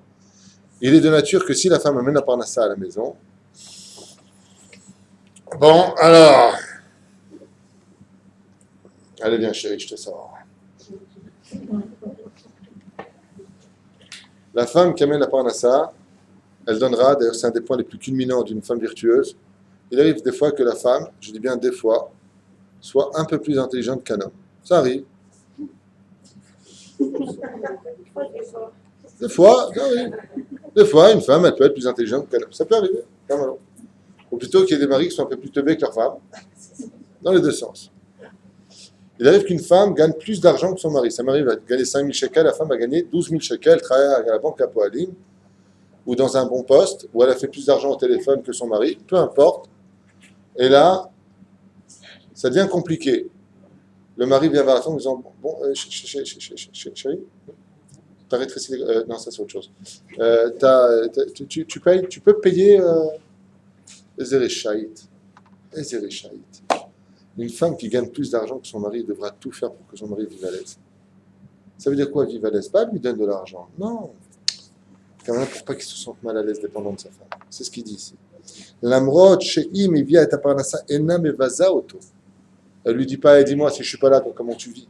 Ça s'appelle les vazot et tabal. Pourquoi? Parce que comme la nature de l'homme, c'est d'être un homme par le biais de c'est moi qui porte la ceinture. Vous savez cette phrase? Pourquoi avant les femmes étaient plus soumises qu'avant? Parce que l'homme apportait la parnassa. Donc la femme étant dépendante de lui, elle disait bon, c'est pas grave, de toute façon, je suis dépendant de lui. Aujourd'hui, la femme, elle est indépendante. Elle a son argent, son compte bancaire, sa voiture, son kissouille, tout. Résultat des courses, elle est en train de lui dire Anilo tricha otra, j'ai pas besoin de toi. Il dit non. Et c'est pareil pour les femmes intelligentes. Une fois, j'ai un couple qui est venu me voir, je lui ai dit écoutez, apparemment, vous avez l'air beaucoup plus intelligente que lui. Donc le mec, c'est un mutant, il ne comprenait rien non plus. Je lui ai dit faites en sorte pour que ça aille mieux dans votre couple, que quand vous avez une idée, c'est bien de lui. Elle m'a répondu malin. Puis quoi encore? C'est mon idée. Je lui ai dit c'est ce qui a marqué. Dieu, il sait que tu as plus de valeur. C'est un cadeau qu'il t'a donné, mais tu ne sais pas où est l'épreuve. Est-ce que l'épreuve, c'est toi ou lui? Et donc, en d'autres termes, ils disent les Chachamim ici que la femme virtueuse, c'est celle qui fera en sorte que son mari, soi-disant, c'est lui. Non, c'est de toi que c'est venu. C'est pas toi qui m'avais dit la dernière fois que trouve les mots qu'il faut pour qu'il soit toujours mis aussi sur un piédestal. C'est dur à entendre, hein, mesdames. Hein, c'est dur, hein, c'est vraiment les hommes. Oh. Une femme qui n'a pas d'homme, c'est une femme qui n'a plus de direction, car la femme a été créée pour l'homme. L'engagement du mariage signifie les responsabilités de ce que nous sommes en train de définir. Imaginez maintenant, très sincèrement, que je vous présente une femme qui requiert toutes ces qualités. Comment est-ce que vous la verrez? Oui ou non? Très bien. Imaginez que je mène une femme où elle a plus de diamants que de doigts.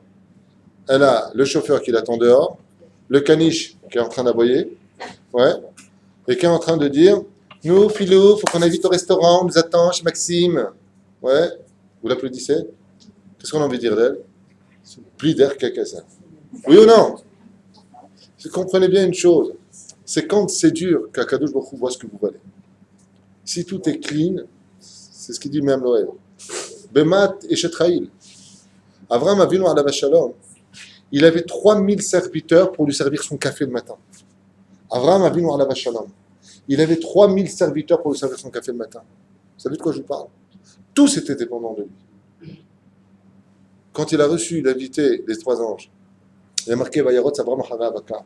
C'est lui qui est parti. Pourquoi les Chachamim me disent Abraham n'a pas demandé à Ishmaël? Pourquoi est-ce qu'il n'a pas demandé à Eliezer, son serviteur, d'aller chercher ce veau qui s'était sauvé? La réponse est très belle, mais elle veut tout dire. Elle dit, ma pitom, je ne suis pas venu dans ce monde pour qu'on me serve, je suis venu pour servir Hachem. Et de moi, il y aura marqué, alors que j'avais 3000 serviteurs, c'est moi qui ai couru, c'est moi qui fais à manger, c'est moi qui fais la shrita, c'est moi qui m'ai occupé. C'est moi qui ai fait les choses. Vous comprenez ce que ça veut dire? On avance. Darshat Semer od Pishtim v'Ta'as b'chapetz kapea. Je suis obligé d'avancer très vite, il est tard. Écoutez bien. Elle exige du Tsemer et du Pishtim. Ça veut dire, on parle de laine et de lin. Mais elle exige, c'est qu'elle ne l'a pas. Pourquoi? En 2 mots. Une femme virtueuse, c'est une femme qui fera tout, sauf une seule chose, ne rien faire. La femme virtueuse déteste l'oisiveté. Elle cherche toujours de quoi faire. Et les Chachamim nous disaient à un tel point qu'elle va même aller chercher des choses compliquées dans ce monde pour pouvoir apporter encore plus à la maison. Comme le lin et la laine qu'on ne peut pas faire ensemble. Mais je peux faire un pull en laine et une chemise en lin. La femme virtueuse, comme elle a tout à la maison, on parle de cas, elle a tout à la maison, Doréchette, moi c'est Doréchette, qu'est-ce que je fasse rien à la maison, je ne peux pas. Il faut absolument que je construise quelque chose. Chaque minute qui vient n'a jamais existé. Mais une fois qu'elle est là, elle n'existera plus jamais. Je veux que cette minute soit éternelle, comme Sarah. Elle est morte à 100 ans, à 20 ans et à 7 ans. Elle a pris tous les jours de sa vie à les amener. Qu'est-ce que fait Sarah et Menou à la Shalom? Vous savez quel était le métier de Sarah? Elle était couturière. Et elle mariait les femmes, elle faisait shidduchim, et elle leur cousait les robes de mariée. Et elle avait cousé combien de servantes? On ne sait plus combien elle en avait. C'est elle-même qui allait, disait Chachamim et Midrash, jusqu'à la maison de la Kala. C'est elle qui l'habillait. Elle fait l'habiller par quelqu'un d'autre. Même les couturiers font habiller par d'autres personnes. Sarah disait, je ne laisserai mes misotes à personne. Vous savez quelle était la fortune de Sarah? C'était la plus grosse fortune de toute son époque, puisqu'il y a marqué Abraham Kaved Meod. C'est la Torah qui dit qu'il était Kaved Meod. Begemalim, Basusim, Bahamorim, Baabadim, Bashfachot. Kaved Meod. Archi multimilliardaire. Sarah marchait dans le désert sur Shrenet Hamout, pas couverte comme vous, hein, couverte, Allahu Akbar, vous ne voyez plus rien. Dans la chaleur, avec une robe, elle allait jusqu'à la maison de la Kala, demandait la permission d'entrer, c'était une reine, une princesse comme elle. Il y avait les servantes derrière elle. Est-ce que vous me permettez de l'habiller? Non, non, non, c'est ma mitzvah. Tu n'as qu'à trouver une mitzvah pour toi-même, c'est ma mitzvah. Bon, allez, viens m'aider, parce qu'il y a une mitzvah qui dit que c'est bien de faire une mitzvah aux autres aussi. Allez. C'était Sarah Imenou. Sarah Imenou n'a jamais vu le sommeil, si ce n'est que très peu d'heures par jour. Elle n'a jamais laissé une seconde. Et la Torah va nous citer. Sarah, voici la vie de Sarah Imenou. Et nous, qu'est-ce qu'on veut?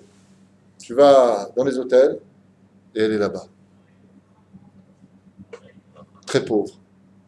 Parce qu'elle a très peu de vêtements. Juste un haut et un bas. Et elle a peur qu'on l'attrape. Alors elle a mis de quoi glisser, de l'huile. Et pendant des heures, elle se tourne comme une crêpe sous le soleil. Et quand elle rentre dans sa chambre d'hôtel, où elle a dépensé 20 000 euros en un mois, qu'on ne servait à rien du tout, elle dort. Et elle dit, je suis crevé. Alors, t'as dormi le jour, t'as dormi la nuit. T'es bronzé, tu finis par peler, on dirait que t'as la lèpre. Et tu rentres à Paris, tu dis, je suis crevé. Et chez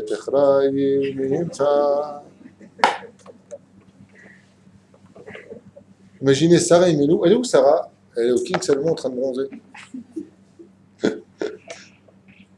Ça, c'est le chemin d'Égoïme. C'est pas notre chemin. Ça vous plaît pas, vous êtes d'accord, on n'est pas d'accord, allez vous faire cuire un œuf. Mamash, kipchuto. Moi, je suis pas là pour dire ce que vous avez envie d'entendre. Mais par contre, que chez d'Israël, la malo. Les tavraires, d'aller prendre un tel avec son épouse, Bezrat Hashem, de la mettre sur RPC, de Turat Tsnoua, elle veut se relaxer. Pas toute la journée.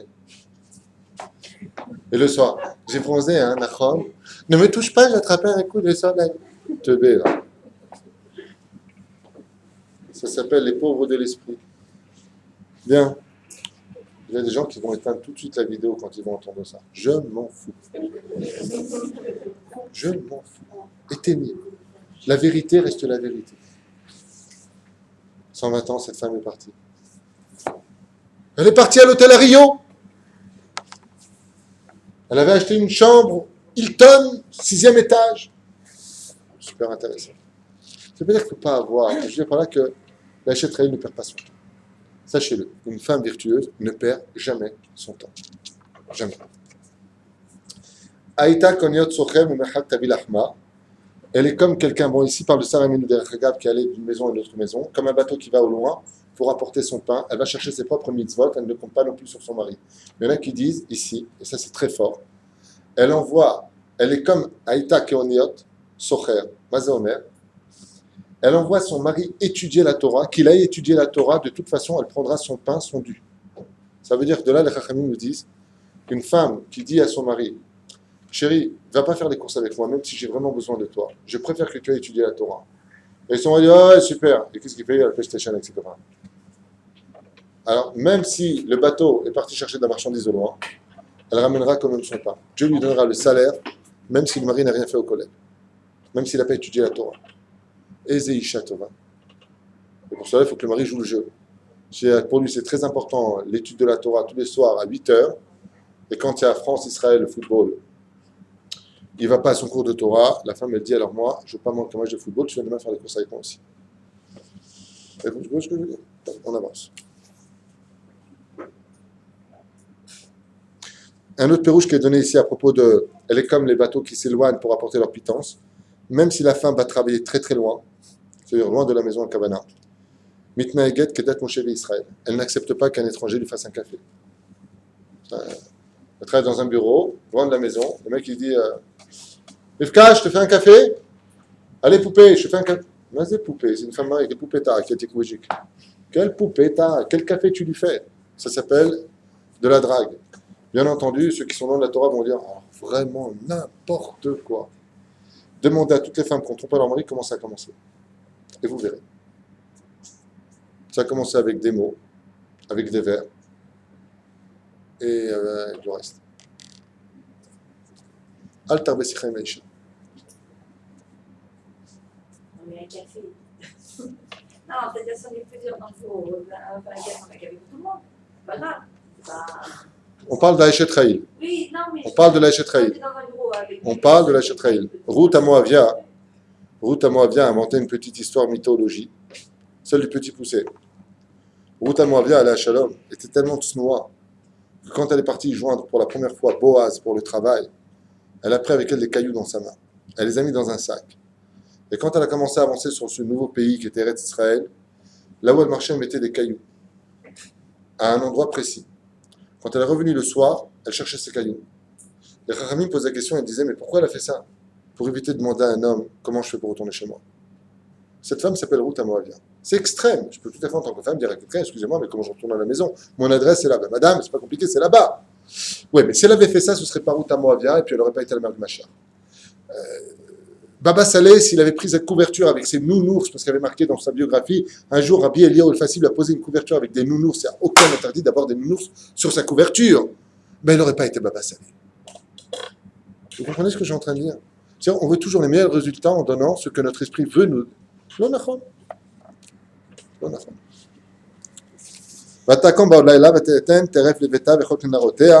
L'amrot, même si elle est très fatiguée, elle se lèvera quand même avant que le soleil ne se lève, comme on l'a dit tout à l'heure, pour réveiller sa famille, car c'est elle en réalité le soleil de la maison. Elle n'attend pas que. Elle est déjà debout malgré toute sa fatigue, en train de préparer les goûters aux enfants, de préparer pour le Talmud Torah. Teref, pour ses enfants, c'est-à-dire elle est comme une lionne qui se lève très tôt pour vite s'occuper des enfants. Elle ne laisse pas sa mitzvah à quiconque. Quand tu lui donnes de l'argent, elle est comme une femme qui s'est plantée une vigne pour pouvoir récolter à vie avec cet argent-là et non pas le dépenser à tort et à travers. Où tu dis, mais je ne comprends pas, je t'ai laissé 10 000 shekels pour un week-end. Où il est cet argent? Oh, je ne sais pas, je me suis éclaté avec. 10 000 shekels, c'est extrême. Il y a un mec qui m'a dit qu'il a donné 50 000 shekels à sa femme. Et la femme d'Akhlafat, elle dépense 100 000 euros par jour. Mais, hein? Non, à Kavana, il y a des femmes qui. En tout cas, on est dans la femme virtueuse. Brièvement, la femme virtueuse ici, quand son mari lui donne des choses, elle le fait fructifier, contrairement à celle qui ne l'est pas, qui va le dépenser dans des choses futiles.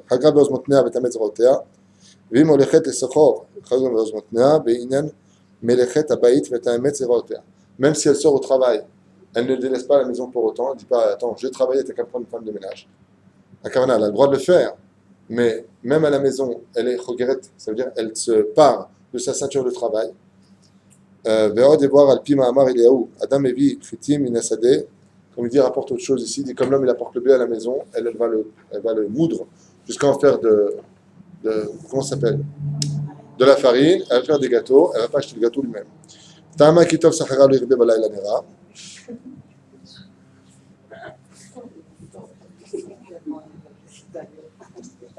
Quand elle fait à manger en d'autres termes, elle ne pense pas qu'à sa famille, mais pense aussi aux autres. Elle fait toujours en plus parce qu'il faut toujours apporter, comme ma mère me disait, en Tunisie, quand ma grand-mère faisait à manger, elle lui disait, maman, il n'y a que mon frère et moi à la maison. Et regarde tout ce que tu es en train de faire. Et pourquoi toutes ces assiettes? Ma mère me racontait comme ça. Alors ça, c'est pour Fritnet. Tu descends au premier étage en bas, dans la cour, tu lui apportes. Ça, tu vas dans l'autre quartier, tu lui amènes, tu dis rien, tu poses devant la porte et tu t'en vas. Ça, c'est Echet.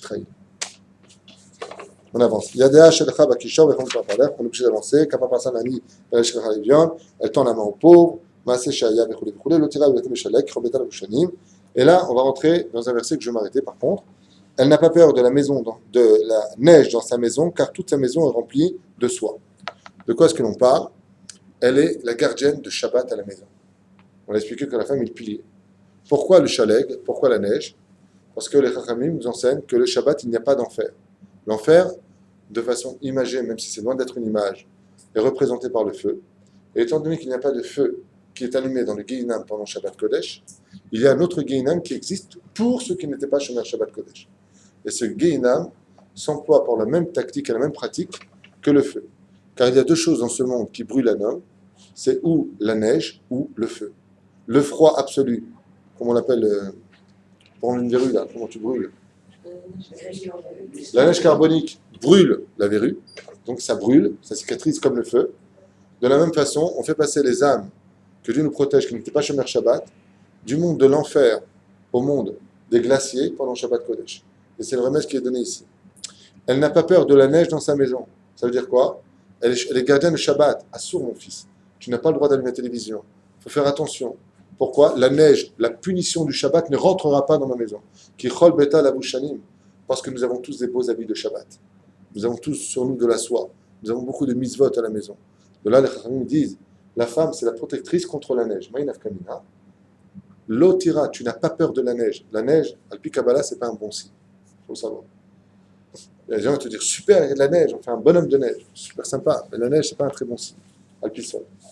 Aval, nous à la maison, elle ne laissera pas la neige, la punition du Shabbat pénétrer la maison, parce qu'elle est une gardienne du Shabbat à la maison, pour son mari et ses enfants. Bien entendu, avec la pédagogie et la psychologie qui s'y accompagneront. Bien, on avance.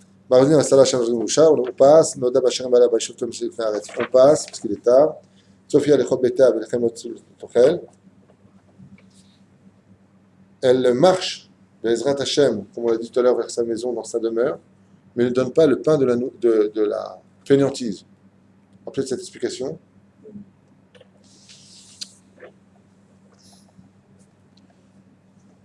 Il y a des principes qui existent dans le judaïsme qui se doivent d'être tenus à vie. Comment est-ce qu'on fait plaisir à une femme? On lui achète une belle robe ou un diamant, ou une belle parole. Comment on fait plaisir à un homme? Naïna. Si ton homme il rentre à la maison fatigué, fâché contre toi, prépare-lui son plat préféré et dès qu'il rentre, tout. La chiparmentier, des pâtes à la bolognaise, à la machin. 6 ans que j'ai pas mangé des pâtes à la bolognaise. C'est tellement bon. Le mec il se calme. La Gemara nous dit un mec ça s'achète avec de la bouffe. Dans la provenance, et dès qu'il est fâché, il va manger où? Chez sa mère.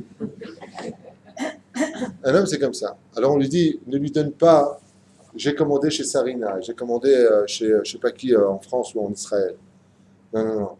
Brille avec tes mains. Ne lui donne pas le pain de la fainéantise, ne lui donne pas le pain de la macolette. Donne-lui le pain qui vient de toi. Combien de fois on a vu des gens qui étaient invités qui ont dit, oh là là, mais il est vachement bon le pain. C'est vous qui l'avez fait? Oui. Waouh, t'as de la chance. Combien de fois on a entendu cette phrase? Des invités qui disent au mari, waouh, il est bon le pain de ta femme. Ça, c'est interdit à le pied à la femme. Pourquoi? Ça s'appelle de la drague. Pourquoi? La femme est appelée lehem. Comme il est marqué à propos du Yétro, qui dit à Moshe Rabbeinu, viens dans la tente et mange du pain. Il va pas comme on avait mangé du pain, viens épouser Tzipora, ça veut dire. La femme est appelée lehem. Donc il est marqué, elle ne donne pas le pain de la fainéantise. Mais quand la femme elle revient à 4 heures du travail, épuisée, fait vite la douche des enfants, fait la maison, c'est très dur, c'est ce qu'on a dit, c'est très dur d'être une femme. Et en plus le pain, elle ne le donne pas. Pourquoi? Il y a marqué, si tu veux connaître ta femme, mange de ses mains. Ça veut dire, mange de ses qualités. Il y a des femmes qui ont des problèmes au niveau du mariage, parce que quand elles mettent au micro-ondes, par exemple, la bouffe, elles le mettent avec le plastique, quoi, tel qu'il est du congélateur. Quoi. Je ne sais pas, je ne sais pas comment on fait. Ça n'existait pas avant. Les générations d'avant, chaque fille qui passait sous la roupa avait appris la cuisine de chez sa mère. Et toute la richesse d'une femme, c'est quand le mari met dans la bouche le côté artistique de la nourriture. Alors pour vous, ça ne veut peut-être rien dire, mais sachez que pour les hommes, c'est là que se trouve une grande fierté chez la femme. Toutes les femmes d'un certain âge ici pourront vous le dire. Quand elles entendent de la bouche de ceux qu'elles aiment, leurs enfants, leurs maris, c'est trop bon ce que tu as fait, tu es vraiment un cordon bleu. Béhémet, elles jubilent, elles adorent, parce que c'est la femme. Et c'est ce qu'il dit le roi Salomon. Viens pas lui donner le pain de la macolette, que quand tu coupes comme ça, il y a une tonne de miettes plus que dans ton assiette. Donne-lui le pain qui vient de toi. Et c'est ce qui est marqué ici. La femme virtueuse ne donne pas la nourriture de la fainéantise. Allô maman, bobo, qu'est-ce que tu m'as fait? Je suis pas beau. Je suis fatigué, on va commander. Alors ça veut dire que jamais tu vas commander. Si elle a accouché, elle est fatiguée, elle n'a pas envie. Là tu commandes. L'exception à la règle. La règle, il faut que ce soit la femme qui fasse à manger du Shabbat, que l'homme lui met dans sa bouche la nourriture du Shabbat, le pain de sa femme. Et si elle ne sait pas très bien le faire, elle apprendra à le faire. Je vais me casser les pieds quand même.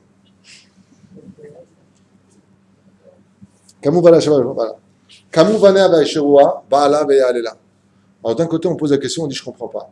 Si la femme, toute sa personnalité, c'est de rester à la maison, cachée dans l'histoire, elle n'est pas forcée d'étudier la Torah comme un homme, mais alors comment elle va voir son nom? Et là, le roi Salomon nous dit, Kamu vane avaisharu aba'ala be'yalela. Se sont levés ses enfants et son mari. Et comme l'a dit Rabbi Akiva, quand il est venu avec ses 24 000 élèves, il a dit, Sheli ve'shelachem shelai. Tout ce que je suis, tout ce que vous êtes, c'est à elle que je le dois. Quand Baruch Hashem, je vous pose une question.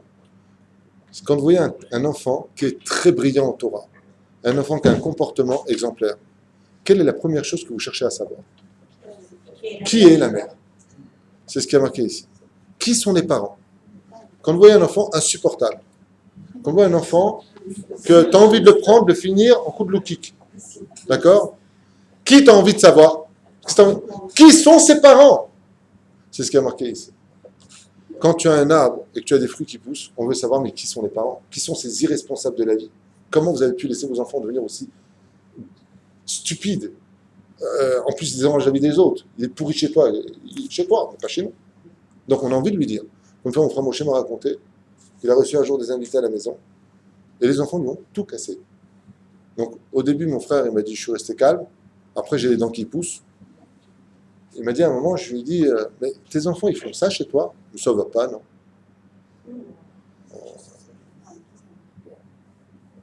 Le Shabbat, c'est mal passé. Tu m'as raconté. Ben, je comprends pas. Tu laisses faire ça à tes enfants? Moi, mes enfants, j'étais prévenu. Je leur dis, mes enfants, n'oubliez pas le jour où vous vous mariez. Oui, papa, je sais, tu viens chez nous sur les fauteuils, tu sautes. Je dis, mais non, vous n'avez pas oublié, depuis que j'aurais dit ça. Ah, vous sautez? Pas de problème. Vous vous mariez, je viendrai chez vous, sautez. Ephraim m'a dit, j'achèterai pas de fauteuil. Tu m'as l'insulte. Top. Kamu vaner ashura, le salaire, c'est quand on dit Bar yochai ashrei yoladtecha. Heureuse est la mère qui t'a mis au monde. Rabbi Shimon ben Netaniel, qu'est-ce qu'on dit? Pareil, heureuse la mère qui t'a mis au monde. Quand tu sais que tu as un enfant qui se lève, quand tu as un Tamid Chacham qui vient, on dit que derrière un grand homme, il y a toujours une grande femme. Ashur bechad kala, Baruch Hashem, la femme de Rabbi Akiva, la femme des grands de la Torah. À partir du moment où Baruch Hashem, on a le srout extraordinaire d'avoir fait grandir ces enfants dans la Torah, qu'on est resté dans l'ombre de l'histoire, eh bien, comme l'a dit Tzipora, la vie de Moshe, tu me la dois. Mes enfants, tu me les dois. Le peuple d'Israël me doit tout.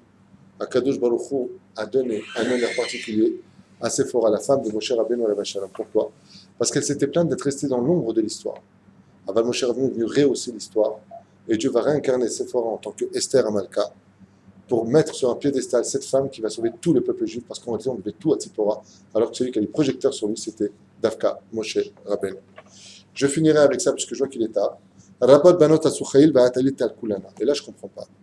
On nous dit ici, Rabot banot asuchail. Beaucoup de femmes asuchail, c'est-à-dire ont été virtueuses, mais toi, tu les as toutes surmontées. Et là, bien entendu, Frédéric, tu as envie de me dire, ce verset ne va pas du tout. Et pourquoi il ne va pas du tout? Non. Écoute bien ce qu'il y a marqué. Beaucoup de femmes ont été des femmes virtueuses, mais toi, tu les as toutes dépassées. Et pourquoi ce verset-là ne va pas du tout, d'après vous? Comment il sait que toutes ces femmes Non. Ben, si elles ont été vertueuses. Non. Pas de réponse. Je vais la donner la réponse, vous allez tout de suite comprendre. C'est quoi la première phrase qu'on a lue du 31e verset? Atkan, traduit, la femme virtueuse, qui la trouvera? Et là, qu'est-ce que tu es en train de me dire? Rabot banot asuchail. Ça contredit tout. Il y a eu plein de femmes virtueuses. Mais non! Puisque tu m'as dit qui va la trouver, alors comment tu me dis Rabot? Rabot, ça veut dire beaucoup. Donc il y a un problème. Comment vous pourriez expliquer ça d'après vous? Quelle explication vous pourriez donner à cela? D'un côté, on te dit qu'il n'y en a pratiquement pas. De l'autre côté, on te dit qu'il y en a plein. Mais toi, tu les as toutes dépassées. Alors qu'est-ce que veut dire ce verset? Vous avez compris pourquoi ça ne va pas? Ou il y en a, ou il n'y en a pas. Alors? Hein? C'est le mari qui est.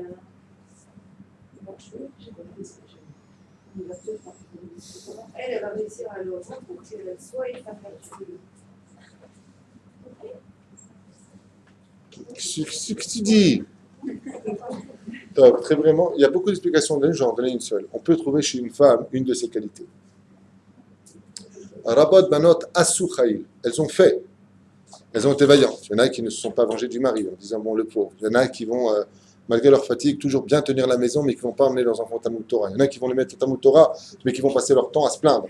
Il y en a qui, Rabot, Banot, Asuchaïl, Aval, At, Alit, Al-Kulana. La vraie Shetraïl, c'est celle qui a tout, et non pas une de ces particularités-là. Beaucoup de filles peuvent être appelées de façon élogieuse des femmes virtueuses. Par exemple, il y avait celle qui souillait à la maison, qui va au Hachem évitait de trop parler avec les hommes, mais c'était une balade la shonara de terrible, qui faisait plus attention malheureusement à ce qui rentrait dans sa bouche que ce qui sortait de sa bouche. Alors dans ce domaine, elle a perdu une des qualités, mais en cela, c'était une guerrière. Aval at alit al kulana, mais toi, tu les as toutes dépassées. C'est celle qui requiert toutes ces qualités. Donc c'est quand même un combat de plusieurs réincarnations, à mon humble avis.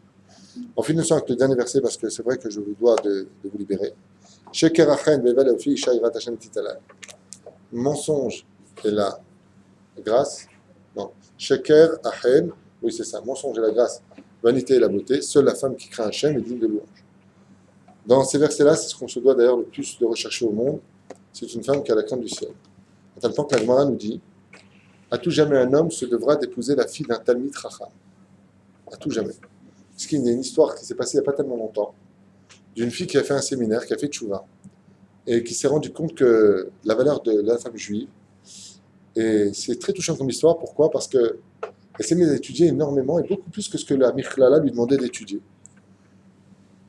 Elle a fait un shidour, et la personne qui est venue, c'était un garçon qui était numéro 1 de sa yeshiva.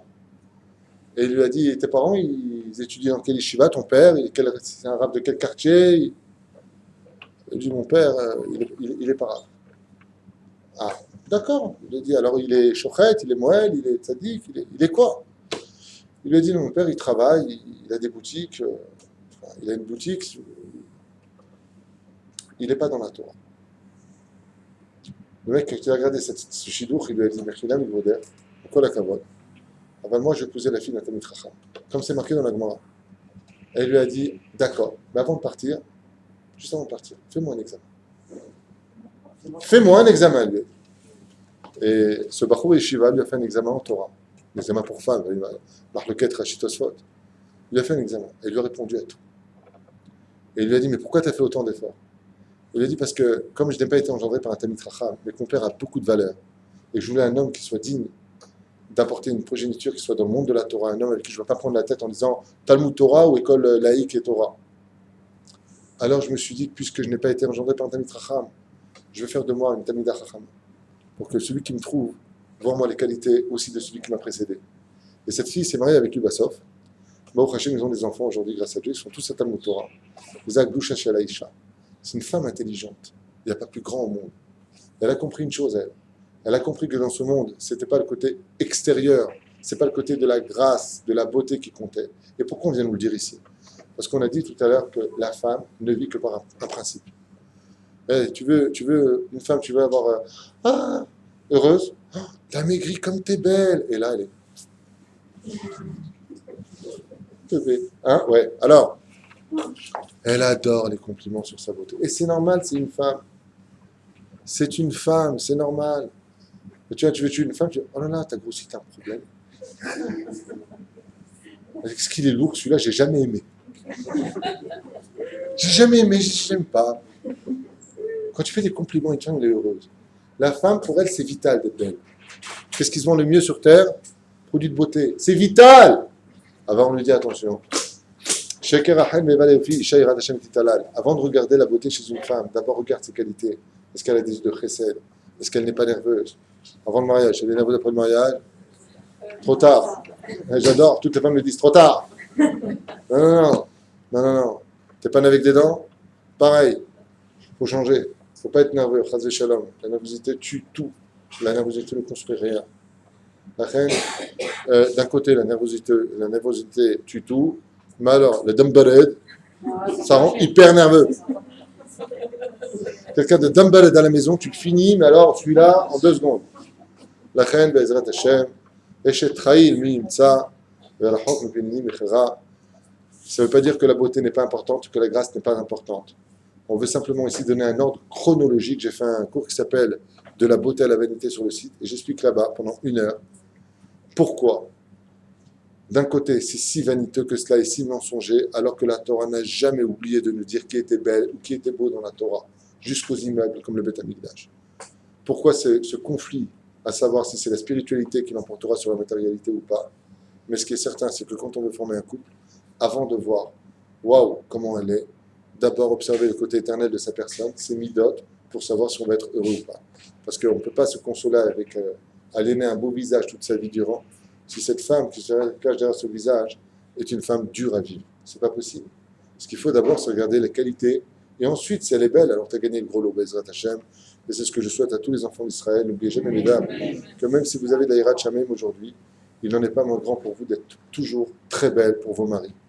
Surtout dans cette génération, surtout aujourd'hui. Alors je sais que vous allez me dire, attends, mais je suis crevé, moi, je rentre à la maison, crève.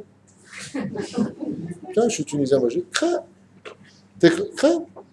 Mais au moins, Bezrat Hashem, tu auras sauvé ton mari de la faute.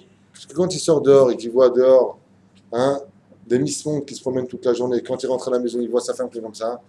Voilà, je l'ai fait à manger, il est dans les frigidaires, je suis crevé, j'en peux plus. Le mari, la vérité, il fait le Kaddish, il gadal, il kadash, chez Meraba. La reine Bezrat Hashem. Non, il y a un poète qui l'a dit, maquille ton cœur et ton corps, je sais pas, ton noir mal fermé, tes bigoudis, je sais pas quoi. Non, mais sincèrement, il y a des moments où la femme, tu la reconnais pas. Des fois, des femmes, c'est Dr. Jekyll et Mr. Love. Tu dis quoi, c'est la même là qui est sortie là? Un problème. Heureuse la femme, Béhémet, qui aura compris que quand son mari arrive à la maison, Béhémet, Khaliot, Yafa. Celle qui comprend ça, je vous promets. Franchement, je suis d'accord. Merci beaucoup, madame. Mais même si vous n'étiez pas. J'arrive à 53 ans de mariage. Ouh, Mazel Tov. Baruch Hashem, 53 ans de mariage. Mais vous avez tout en vous. Vous avez le Baruch Hashem, la grâce, vous avez la beauté, vous avez la Hirat Shamayim, n'oubliez pas le chèque. Bien. Shalachem Kol Tov et Erev Tov. Je m'arrêterai ici pour l'instant. Toda Rabba.